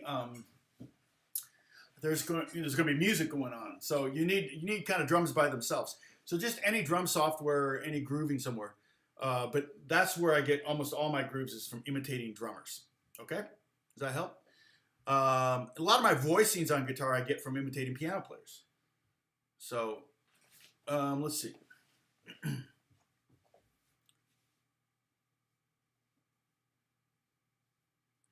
Yeah, 3/4, Sam. Yeah, 3/4 can be 3/4 can be a little weird. I actually just did a session on the lute that was in 3/4, and to me, it didn't sound like 3/4. I thought the composer should have written it in 6/8. So I actually set up a click track that was more of a 6/8 feel than a 3/4. Like boom, 2, 3, 2. You know, 1, 2, 3, 1, 2. I did a 1, 2, 3, 2, dun, dun, dun, dun. I did, you know, kind of more accent on 1 and the and of 2. So take care, XL. Let's see. The RC1 TC Electronics has ditto. Yo, oh, you're talking about the jam, yeah, the jam along things. Yeah, definitely with the strumming thing too. Oh, I have. Yeah, using a metronome. I prefer a drum track, to be honest. I prefer a drum groove. I rather, if I'm going to practice my strumming or something, I'd rather play along with a drummer than play along with a click. Now, if you're going to do really fast tempos, you're working on bebop. One of the things they say, like if you're going to be up in the 200s, you know, playing bebop phrases, then they say do a click at halftime.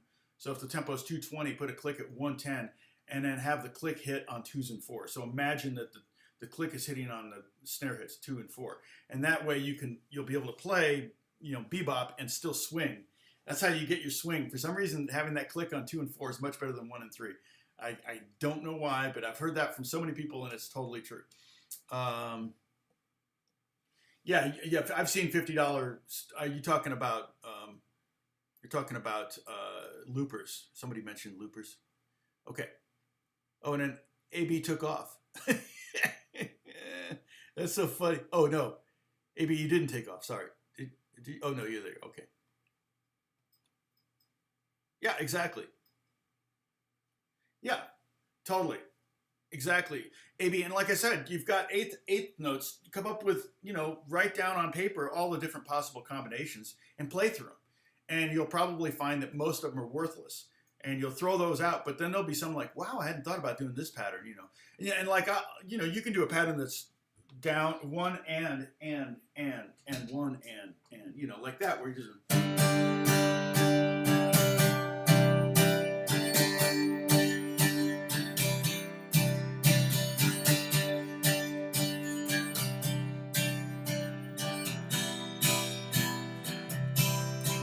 Yeah, John, I would say most of the time when 3/4. Now, if we were to go back 50 or even 100 years, 3/4 would be much more common. That's called a waltz. So you would have something like.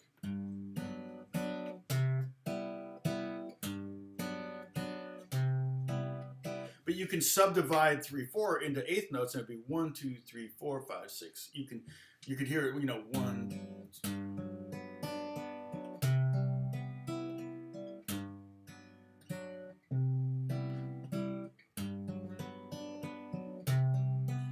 And those are two different feels in my, you know, they're both 1, 1, 2, 3, 1, 2, 3, 1, 2, 3.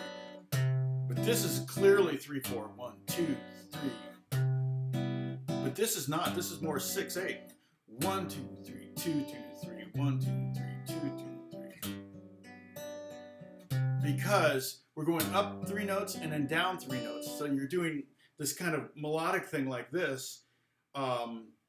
And so I feel like this is 3 beats and this is 3 beats, or actually from your perspective, going up 3 beats, coming down 3 beats, that should be 6/8. So I would say if you go back 50 years or 100 years or the 50 years before the 50 years, you would hear, particularly in pop music, far more songs that are waltzes than you would hear 6/8. 6/8 was probably pretty rare, but then 6/8 became really popular in the 60s. The Beatles were John Lennon. When I did that video, John Lennon's favorite groove, it was 6/8. I found 3 John Lennon songs that were 6/8. You've got to Hide Your Love Away. Christmas is, what's the name of that song? War is Over. His Christmas song, and then there was another one. There's another Beatles song that was 6/8. I can't remember what it was, but that was when, you know.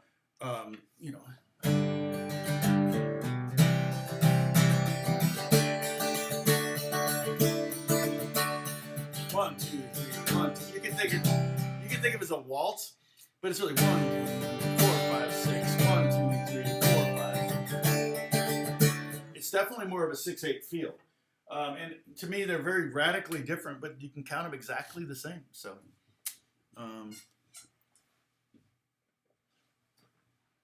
House of the Rising Sun is I would consider a 6/8.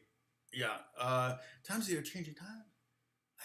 I would think Times is 6/8 too. It was probably the folk musicians that kind of started doing it, and they just started, copying each other, and they all did it the same way. But waltzes, like I've been doing, I've been having a lot of fun. I've been transferring, I've been transferring old cassettes into Logic so I can turn them into MP3s and archiving them, and then sending them to friends that I worked with on them, and I'm like, oh my gosh, remember 100 years ago when we did this or whatever, and it's been pretty fun to kind of hear all those songs that we did and the different things. It's just crazy. So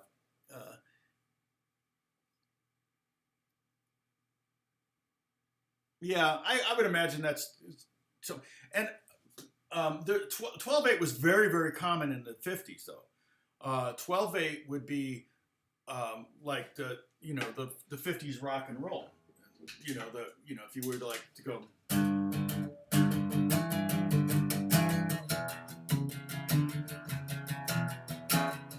It's like a shuffle. 1, 2, 3. 1, 2, 3, 2, 2, 3, 2, 2, 4, 2, 3, 1 E, or 1 triplet, 2 triplet, 3 triplet, 2. Okay? You could think of that as a triplet feel over 4/4. It's 1, 2, 3, 4. Or you could think of it as 12/8. 1, 2, 3, 4, 5, 6, 7, 8, 9, 10, 11, 12. Something like that. But yeah. Yeah, Aslan, I'm going to be gone in a minute. But at least you weren't insulted with. Let's see. 3/4 time meters usually played as 3/8 note triplets. Two 8th note triplets. You're saying triplets, so 2/8 note triplets. 3/8 note triplets would be 9/8 time. So that would be kind of a triple is what you would call it. You have a 3 overarching 3 and then 3 within that. So.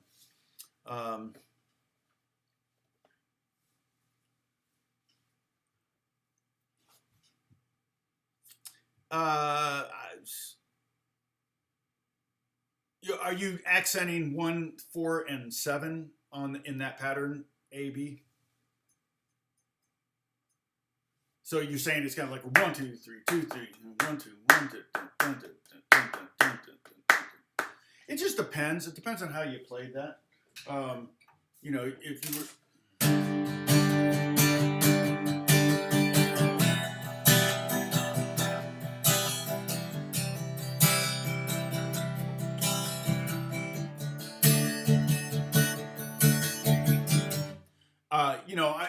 I hear that very 50s. Of course, I just played a very 50s chord progression.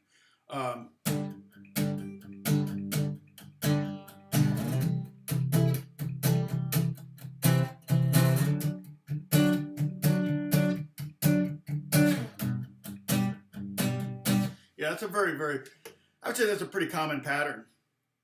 A very common thing to emphasize. And, probably what's happening with the drums is boom, boom. Kick drums go boom, boom, and the snares are boom, ta, boom, ta, boom, ta, boom, ta, or maybe boom, ta, boom, boom, pat, boom, boom, pat would be kind of the halftime feel of that. If the drummer was playing like more of give it a slower feel, he would just play one snare on beat 4 instead of 2 and 4. So it'd be like boom, let's see, boom, boom, boom. Okay. But if you wanted to double time that or make it feel busier, you go. Probably one of the most common drum grooves. So, yeah. Yeah, try doing the same groove with upstrokes though. You end up having to double, you end up having to put an accent on the upbeat. I'll show you, I'll give you a link to, let's see, channel. Content. I've got a lesson here. I've got a series of lessons on strumming, so you can check all these out.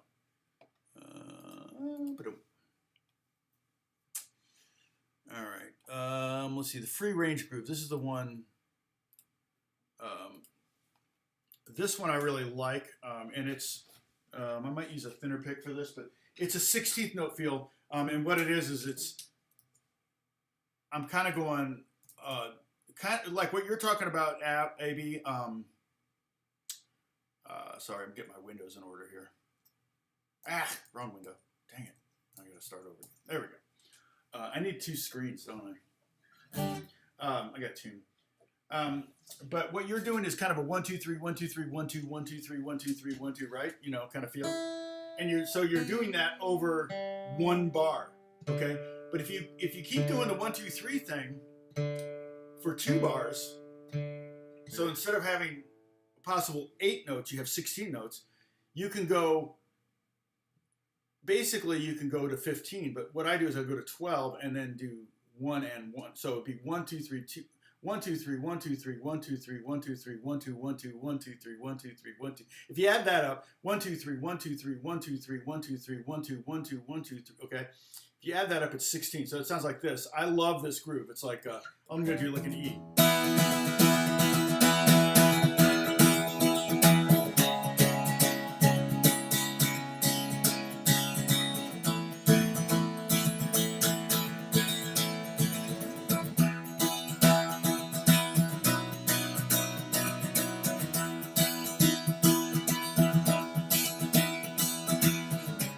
The free range groove, and the only reason I call it the free range groove is because it goes all the way back to the early 90s where back here in California Wells Fargo had these ads that were like in the Wild West. They're talking about, you know, horses in the desert or horses in the West, and that was the groove. And I was like, oh, that's such a great groove. It's like a cowboy, you know, so you can just really see like a cowboy riding.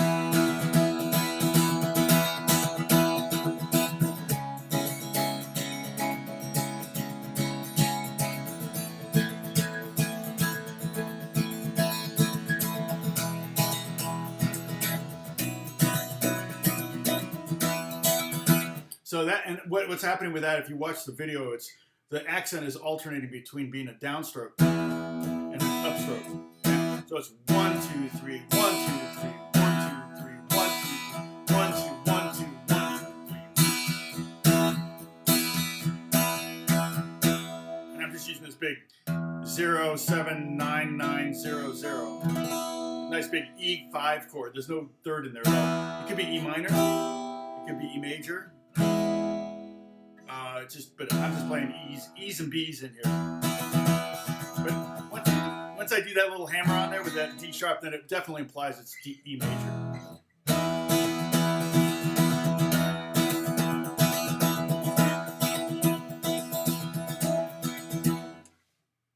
Yeah, you can also switch the order 1 2 3. Yep, exactly. So that would be like let's see.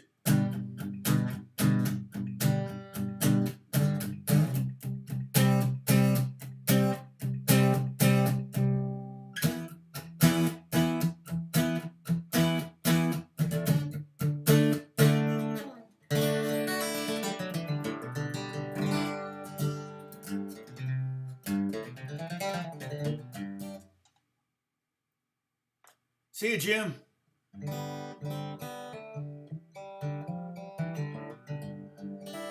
Boot Scootin' Boogie back in. Actually, I have a song called that makes me money every quarter called Boot Scootin' something. Boot Scootin' Boogie sounds right almost, but maybe just called Boot Scootin'. It was one of the first times I got a placement in a movie, and I can't remember what. Oh, it was like a Lifetime movie or something like that. And there were a couple scenes in the movie where they needed what's called source music. One was like a country song playing on a radio in a pickup truck, and literally this was the scene. So I got about a minute 20 seconds of airtime for that one. And then there was another one where it was that they were in the bar. They were in a bar with a bar with a band in the background, and the they were having a conversation, and of course they have to separate. And the original song that they were playing to was too fast. So they said, yeah, it's too distracting from the dialogue. Can you write a song that's slower? And I was like, yeah, but it's not going to match with their hands. But they sent me the video. And so what I did was I wrote a song that was exactly half the tempo. And so it just looked like a little bit every now and then they were moving their hands too fast, but basically everybody was in time. And they were way in the background. So it was pretty subtle. Only someone like me would be watching and go, wait a minute, that's not the song they're playing. And that was like 2 minutes of airtime.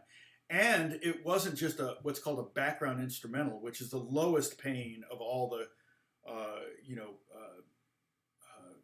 residual music things. But background instrumental is just something that's in the background that's instrumental. There's no singer. If you put a vocal on there, it's going to be more. But that's pretty rare because there are not a lot of vocal songs in movies and TV shows because there's dialogue and you can't have vocals and people talking at the same time. That's why they want so many instrumental songs. But this thing was called a visual background. So it meant that it paid higher because it was somebody pretending to play it. And so that pays like twice. So if the one pays 12 cents a second, then the other one pays 24 cents a second or something like that. But it just depends on like it could be $12 a second if it's aired in the right, I've had music on Primetime Network and it's basically paid, gosh, I think I had now this was also a background visual. I did an arrangement of Amazing Grace for The Mentalist that somebody pretended to play. And that was a background visual. And I think the first airing of that, I made $2,000 for that one episode. And then the second airing was like 600. So I think it ties to it's tied to viewership. So The Mentalist was a pretty popular show, but it was also a detective show. So reruns don't get as many viewers as the original because everybody already knows who did it. So the only people watching the rerun of a show like that is going to be someone who missed it the first time around, or someone who's just a big fan.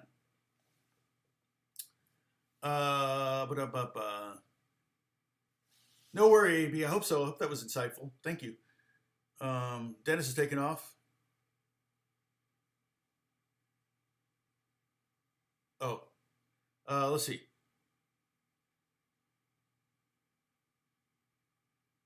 It's harder to pretend to play to actually play. Yeah, I'm a pretender.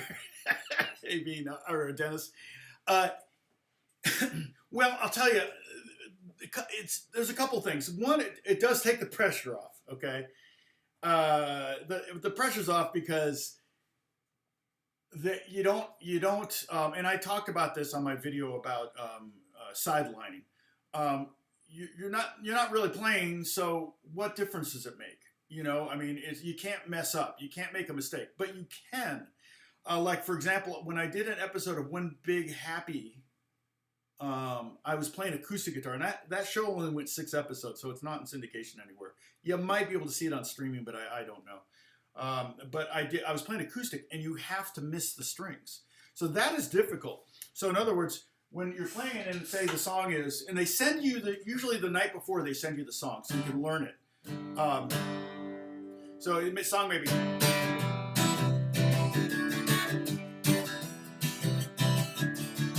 right? So I can play it. And I could have played that no problem. That would have been super easy. If I was there in the moment, I would have been fine. But they do not want music being played at that moment because they are capturing dialogue. You can't get good dialogue if there's stuff going on. So everything is dead quiet.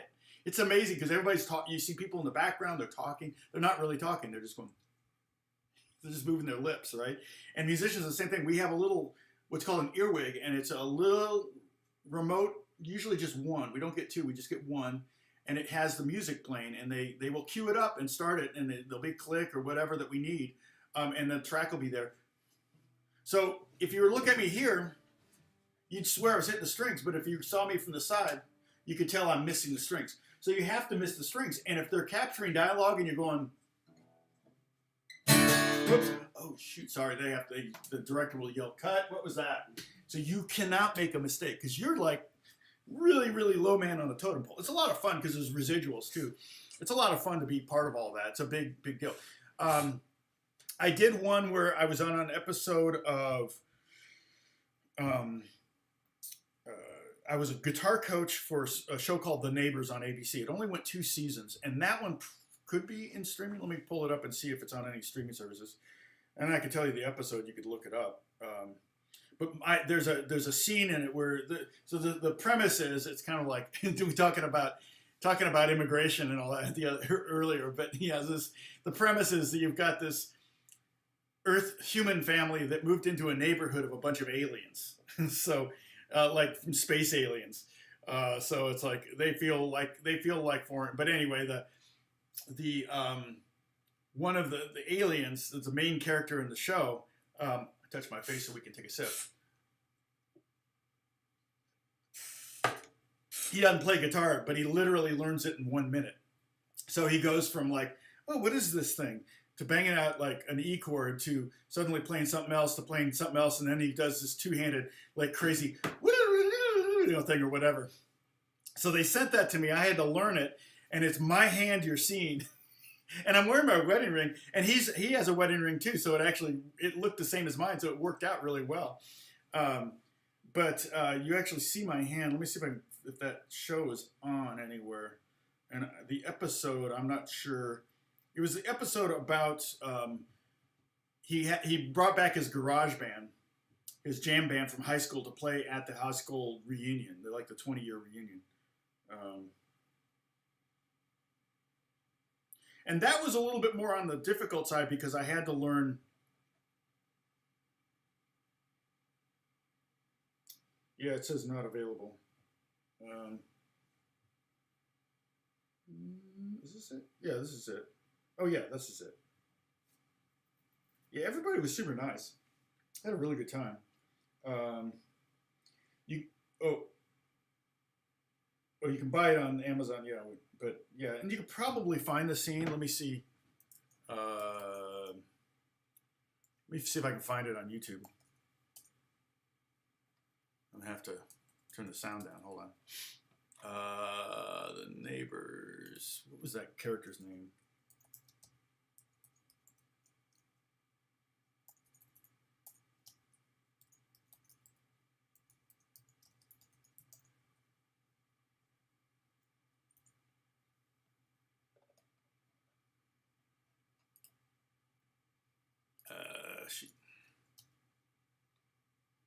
Drew Holcomb, is that right? No. Okay. Yeah, it's gonna be hard to find. I actually will have to look up the character's name or the actor's name, and that might help. Look, I'm solving a crime. Here it is. Yeah, so the show was 2012, so I must have done it about 8 years ago. So would they do it? Would they do it with the? Wow. Show. What was the name of the guy? He's a pretty well-known actor. Where is he? Oh, Simon Templeton. Yeah. Simon Templeton. So let me see if that comes up when I enter.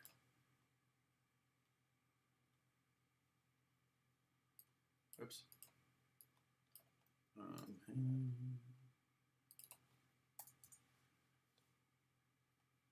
There's Simon Templeton. Yeah. Oh, Neighbors opening scene. No, I'm not really seeing it.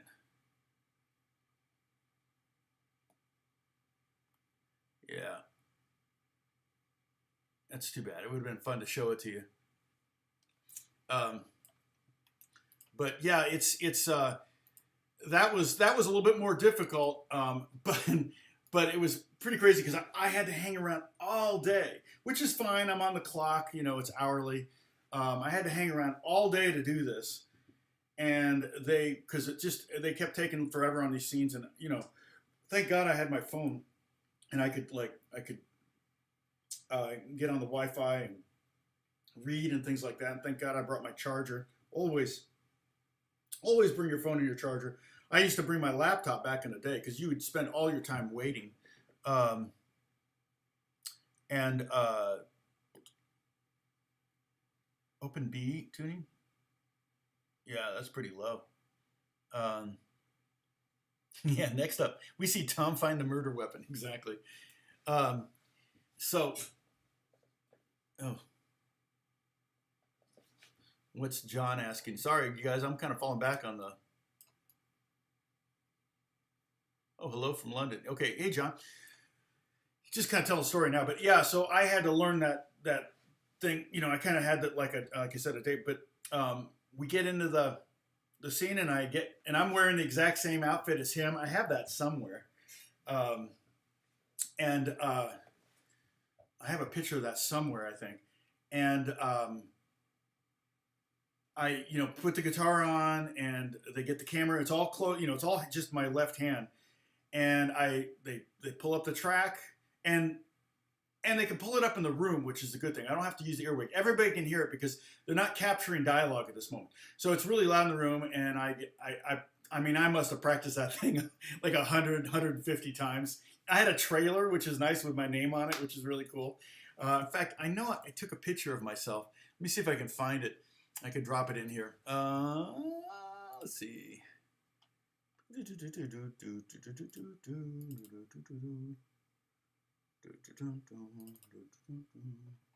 And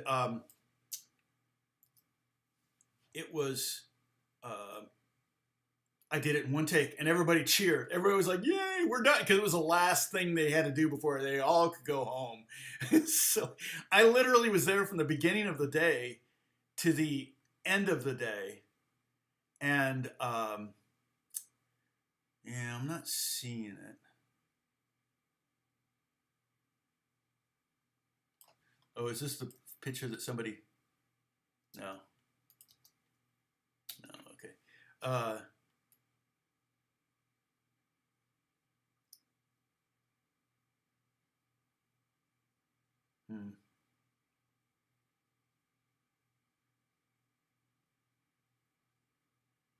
Not seeing it.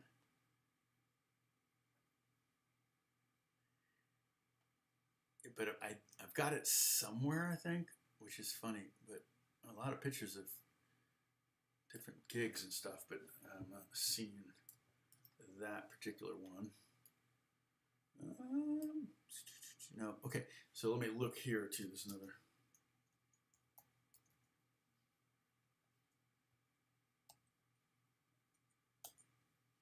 Oh no! See this? They keep changing the names of things on Macs. It drives me crazy. It's like photos. Yeah, I thought it was photos. It used to be iPhoto.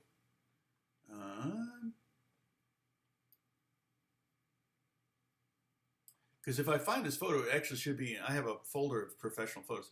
Oh,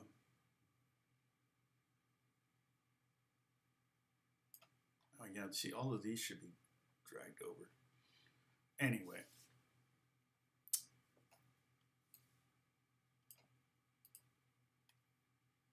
What did I went with my cousin to see Hollywood Bowl. Yeah.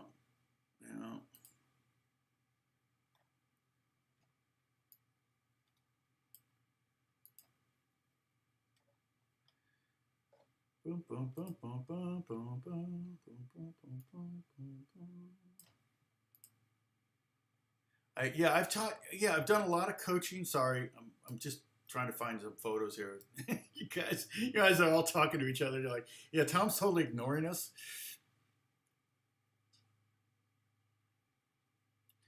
Can we try open G and capo on the 4th? Well, maybe another time. Hey, Mark, what's going on? Good morning. It is still morning.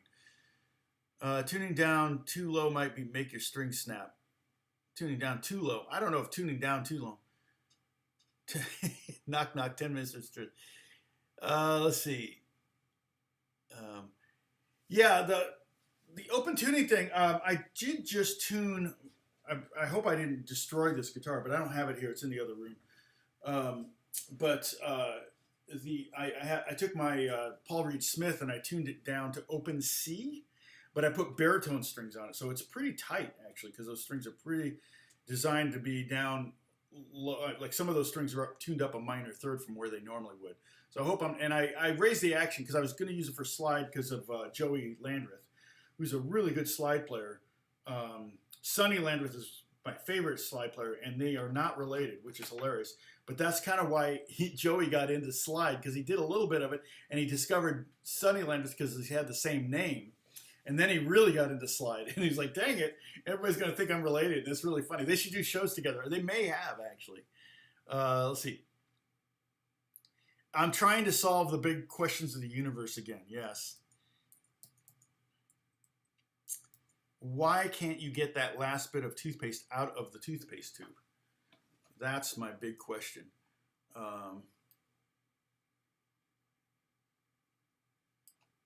I should show you this picture. It's pretty funny. Oh, here it is. Here's this guy. Let's see. Oh, and there it is. Okay, I found what I was looking for. Yay. So,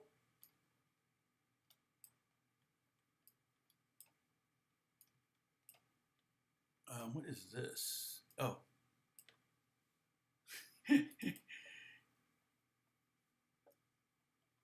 So this was actually on my trailer. Actually said this. Let's see if I can grab. Let me make sure I grab the right photo. Yeah. Wow, that's a big. No. Okay, that is weird. There we go. Sorry. It's a giant photo, so it just filled up everything. And why is it rotated funny? Can I change that?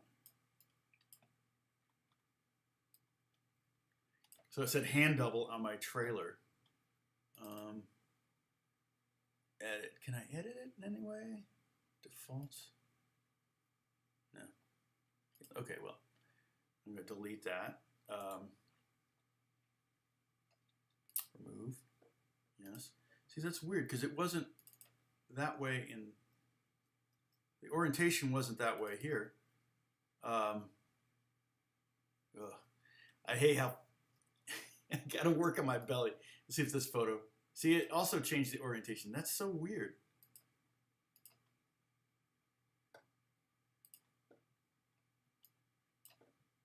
So here I am in the same costume as the guy, but it's changing. For some reason, it's rotating it, and I don't know why.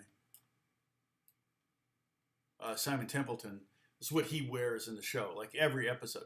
So you have to put on because the camera was going to be close enough so that you could see the clothes. But there I am in that little bit there. Remove. Yes. But why is it rotating? That's so weird. These are big files, though. That's part of the problem. See here. See if it does it with this one. This was a smaller file. Didn't see. So this was an episode of I did with. I told you about this episode. So this was an episode of Ghost Whisperer, and that is on that picture is in the ballroom of the Queen Mary in Long Beach. And so that is Solange. That's Beyonce's sister right there in the middle. And then that guitar player, or the other guy on the right, on the left-hand side, actually is a guitar player from Smash Mouth. And I was playing bass in this one. And then the bald guy was the drummer, and the other guy there, just to my right, it was the piano player. And he was great. And again, we're all pretending to play, right? And again, we waited around all day. Literally, we were there from 8 o'clock till 10 o'clock, 8 in the morning to 10 o'clock at night. And we don't really care because you get paid by the hour. So it's like, just sit around and basically get paid to do nothing. But you have to show up, do your thing, and then, leave. But they get to you oftentimes late because you're not the talent. So, but the bald guy is the guy that said, when I held the ladder, I brought my own amp, and they had to adjust the light over me, and they put a ladder over my amp. And so the lighting guy climbed up the ladder, and I held the ladder, and the drummer said, "No, don't touch that." And I said, "Well, I don't want him to fall." And he goes, "Yeah, but that's not your job." He said, it's like, this is why I don't like unions. It's like, well, no, they have to hire a guy if they want him to do that. I'm like, well, that's just lame. So, yeah, it's funny. And then let's see if this, here's this. Okay, so this is me and Simon. We did a selfie. Let's see if this one loads. Goes up. Oh, look, there we are. So there's Simon Templeton. Super nice guy. And I coached him a little bit, showed him how to play some stuff, but he actually could play guitar. The other guy was also coaching, but he couldn't play at all. So I had to really work with him. But that's me and Simon in his trailer. We were working on his bit. So that was kind of fun. Super, like I said, super nice guy. Really smart guy. And we had a good time. Would you collab with Mary Spender? Oh, I just saw her. I never saw her before. Yeah, I would love to collab with her. Do you know her? She actually was just in, I think, Denmark or something at the end of last year. I saw her touring video. If you could make it happen, sure, I'd collab with her. I don't know where's she located though. And she does basic lessons, but she's also an artist.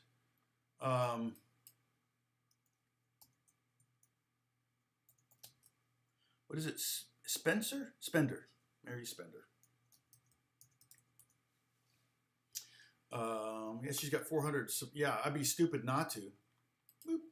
I'd be stupid not to because, you know, she's from the UK. Okay. Oh, that's right. She did have a British accent, right?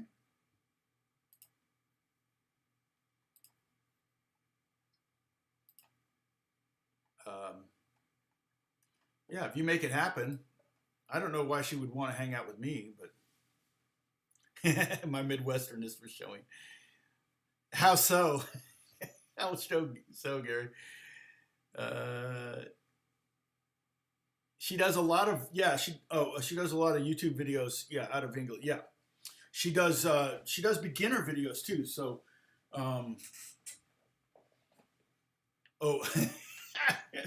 well, she is cute. See, she's got that over me. That's, again, why would she want to hang out with me, you know? Why would she want to do a video with me?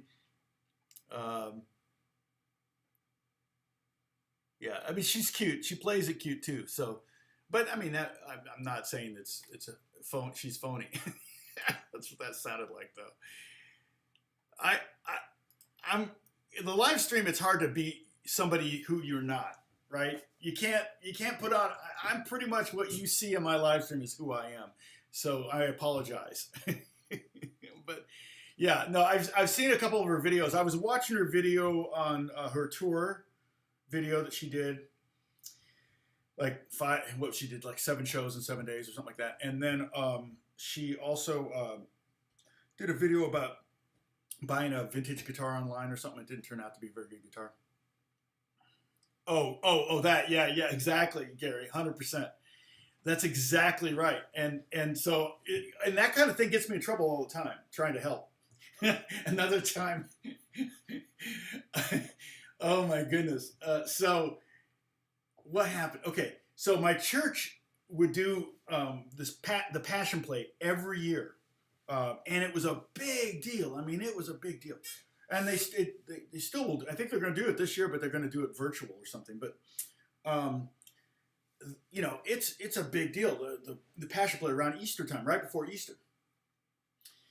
And we're in the sanctuary, and we've been doing it every year for 20 plus years in the sanctuary. And then the fire inspector that was a member of our church and had been inspecting our church every year for 20 years, retired. And the lady that took his place, she was like, oh my gosh, you got so many violations here. It was like, oh, so we had already set up the entire stage. Like, and the stage was like the entire, from wall to wall, floor to ceiling, that whole side of the church was like this stage, and it had stairs and and windows and things, and they crucified Christ in there. I mean, it was crazy. They had animals and all this stuff. It was a big thing, and it was a musical. And the Crucifixion of Christ the musical. I know it sounds kind of. It actually was done very well. And I used to play for it, and then they recorded us, and then they used the tracks. So that's how you lose a gig. But I didn't mind losing the gig because it didn't pay that well, and it was. I don't like doing musicals because it's the same music every day, and I just get bored. So, hey Jake, what's going on? I have a guitar class that I'm taking, but I have big steel strings. Should I get a classical guitar with nylon? You could. Yeah, you could totally get a nylon string. It depends on, nylon's more for classical players. Wait a minute, I'll finish my story first. And Gary, this kind of plays along with a helpfulness, but I'm always getting in trouble. So, we had this, it was 1,500 seats in the main sanctuary at the time. We got a new sanctuary now that has 3,500 seats, but 1,500 seats. And, every seat had a number on it, right? Like row, said row J, seat number 12 or whatever. And every seat had its own number on it. And the fire captain or the fire inspector comes by and says, you cannot have the Passion Play in here. This was like the week before the Passion Play. You cannot have it here. This is a fire, you've got so many fire violations, and the wood we used for all the scaffolding wasn't treated with, wasn't fire retardant and all this stuff, and everything wasn't, so we didn't have fires. There were a lot of things we even were going to have like firemen we were going to pay firemen to sit there with hoses aimed at the thing to meet their demands, but they just came in and said, no, you can't do it. It's like, oh gosh. Not that we didn't have any pyrotechnics in this thing, but if there was a fire, it could have gone up like a Roman candle. But there's a lot of exits out of this building, so I don't think anything would have happened if that happened. But anyway, so they didn't cancel it though. They moved it. We had across the street. We had the tent set up for Easter, and so they said we could do it in the tent, which the tent seated 10,000 people. We had 10,000 seats set up for the tent, and so what we did was instead of doing like 12 shows, we did 5 shows in the tent. And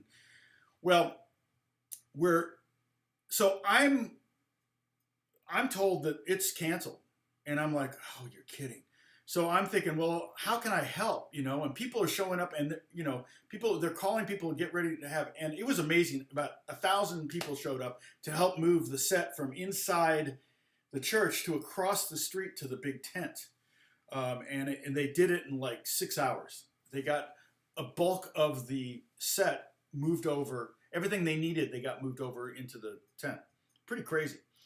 And they rejigged it. And I played it too. I was playing that year.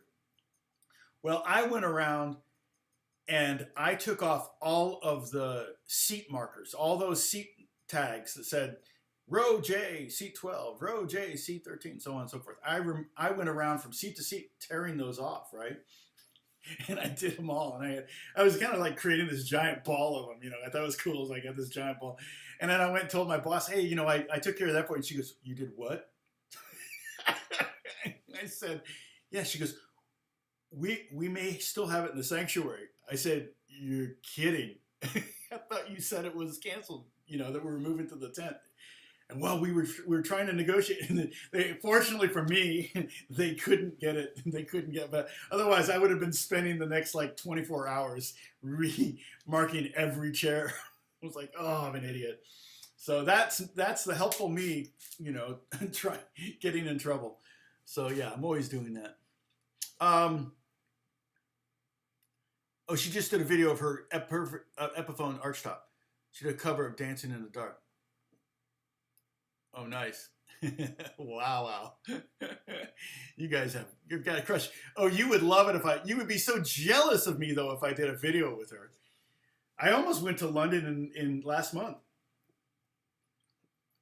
to play for a wedding. Yeah, Discord, Jake. Discord is just it's just a website, so you don't need to have the app. You can just log in.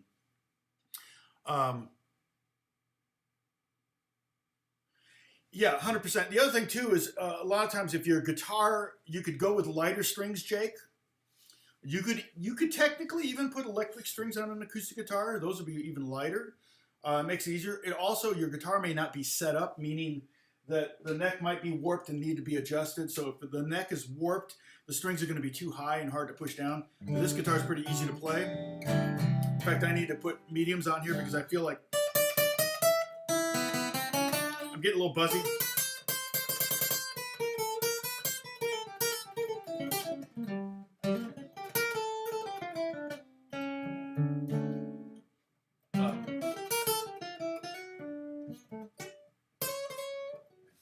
Sorry, playing at an angle here. But yeah, so I'm gonna Martin's, like particularly Martin's like this one that doesn't have a truss rod. It uses the strings of truss rod. So I've had light strings on here for so long that I think it needs to have mediums on it for a while to kind of re-arch the guitar neck a little bit. So in fact, that's on my to-do list today, is to go to Elixir and order some new strings. So let's see. Yeah, and everybody on Jake, everybody's at different skill levels. Yeah, and nylon strings are gentle on the fingers. Very true, and it'll get you started. Like if you were to start on ukulele, which is only 4 strings, and it's higher generally, those are nylon as well. So a lot of people start with ukulele and then graduate to guitar too. So, Tom starts off with playing and working through scales after 90 minutes, so it's mostly discussion. Oh, sorry.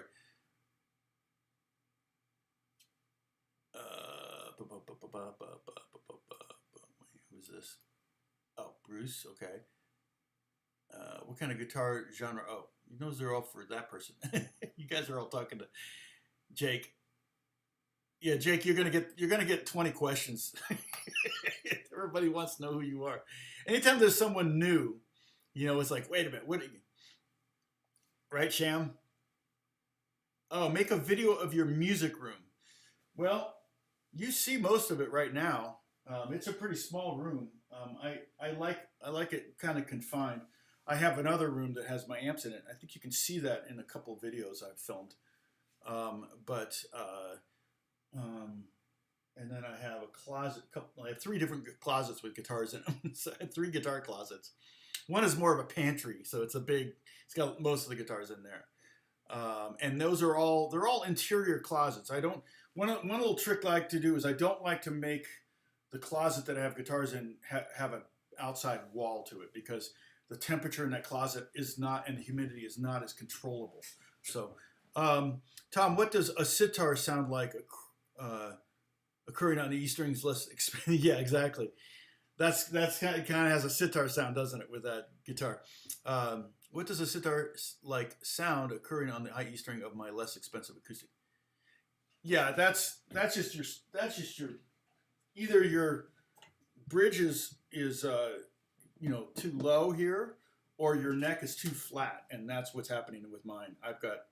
It's really the neck. It just needs, like I said, I think Martin's technically, it may even say it in here somewhere. No. It seemed like to me at some point Martin said somewhere on him, maybe it just was the tag that came with the guitar.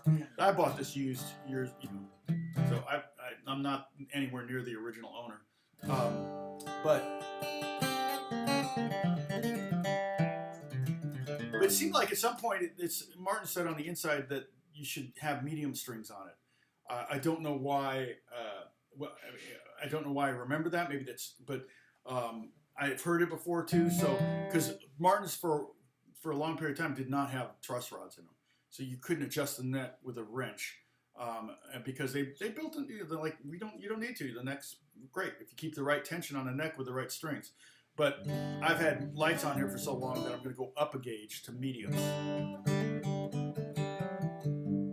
So, Rajesh, how's it going? That sounds like an Indian name, but I could be wrong.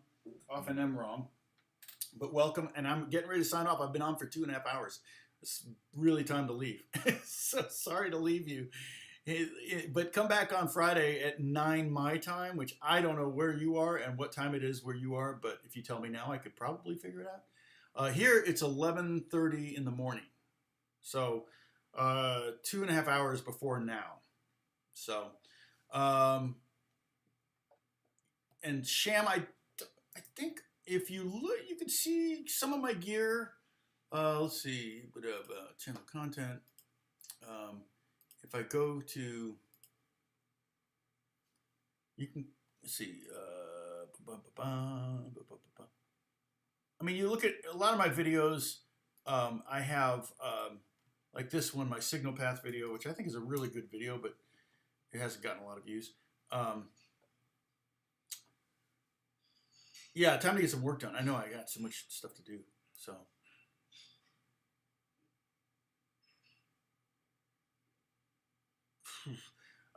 You know, John's asking about humidity. Yeah, it's always good. Right now the humidity is really low in here. It's actually a little higher than it was at 29%, so that's really low. Should be, you know, in the 40 to 50 range, 45 to 55. I heard someone say, I think once. Yeah, it's you might be fine in Kentucky, but if you've got heaters, you know, the heaters that you have in your home may really knock down humidity. So I just filled up my humidifier again. It goes through a thing every day, so I'm always filling it up. So anyway, I'm going to take off. What was it, Bruce? Did you say I have? Oh no, Dennis, you said I have work to do. You're right. I got to get to work. So I'll talk to you soon. God bless you all. Thank you so much for watching. I'll hopefully see you on Friday. Okay. Take care. Bye bye.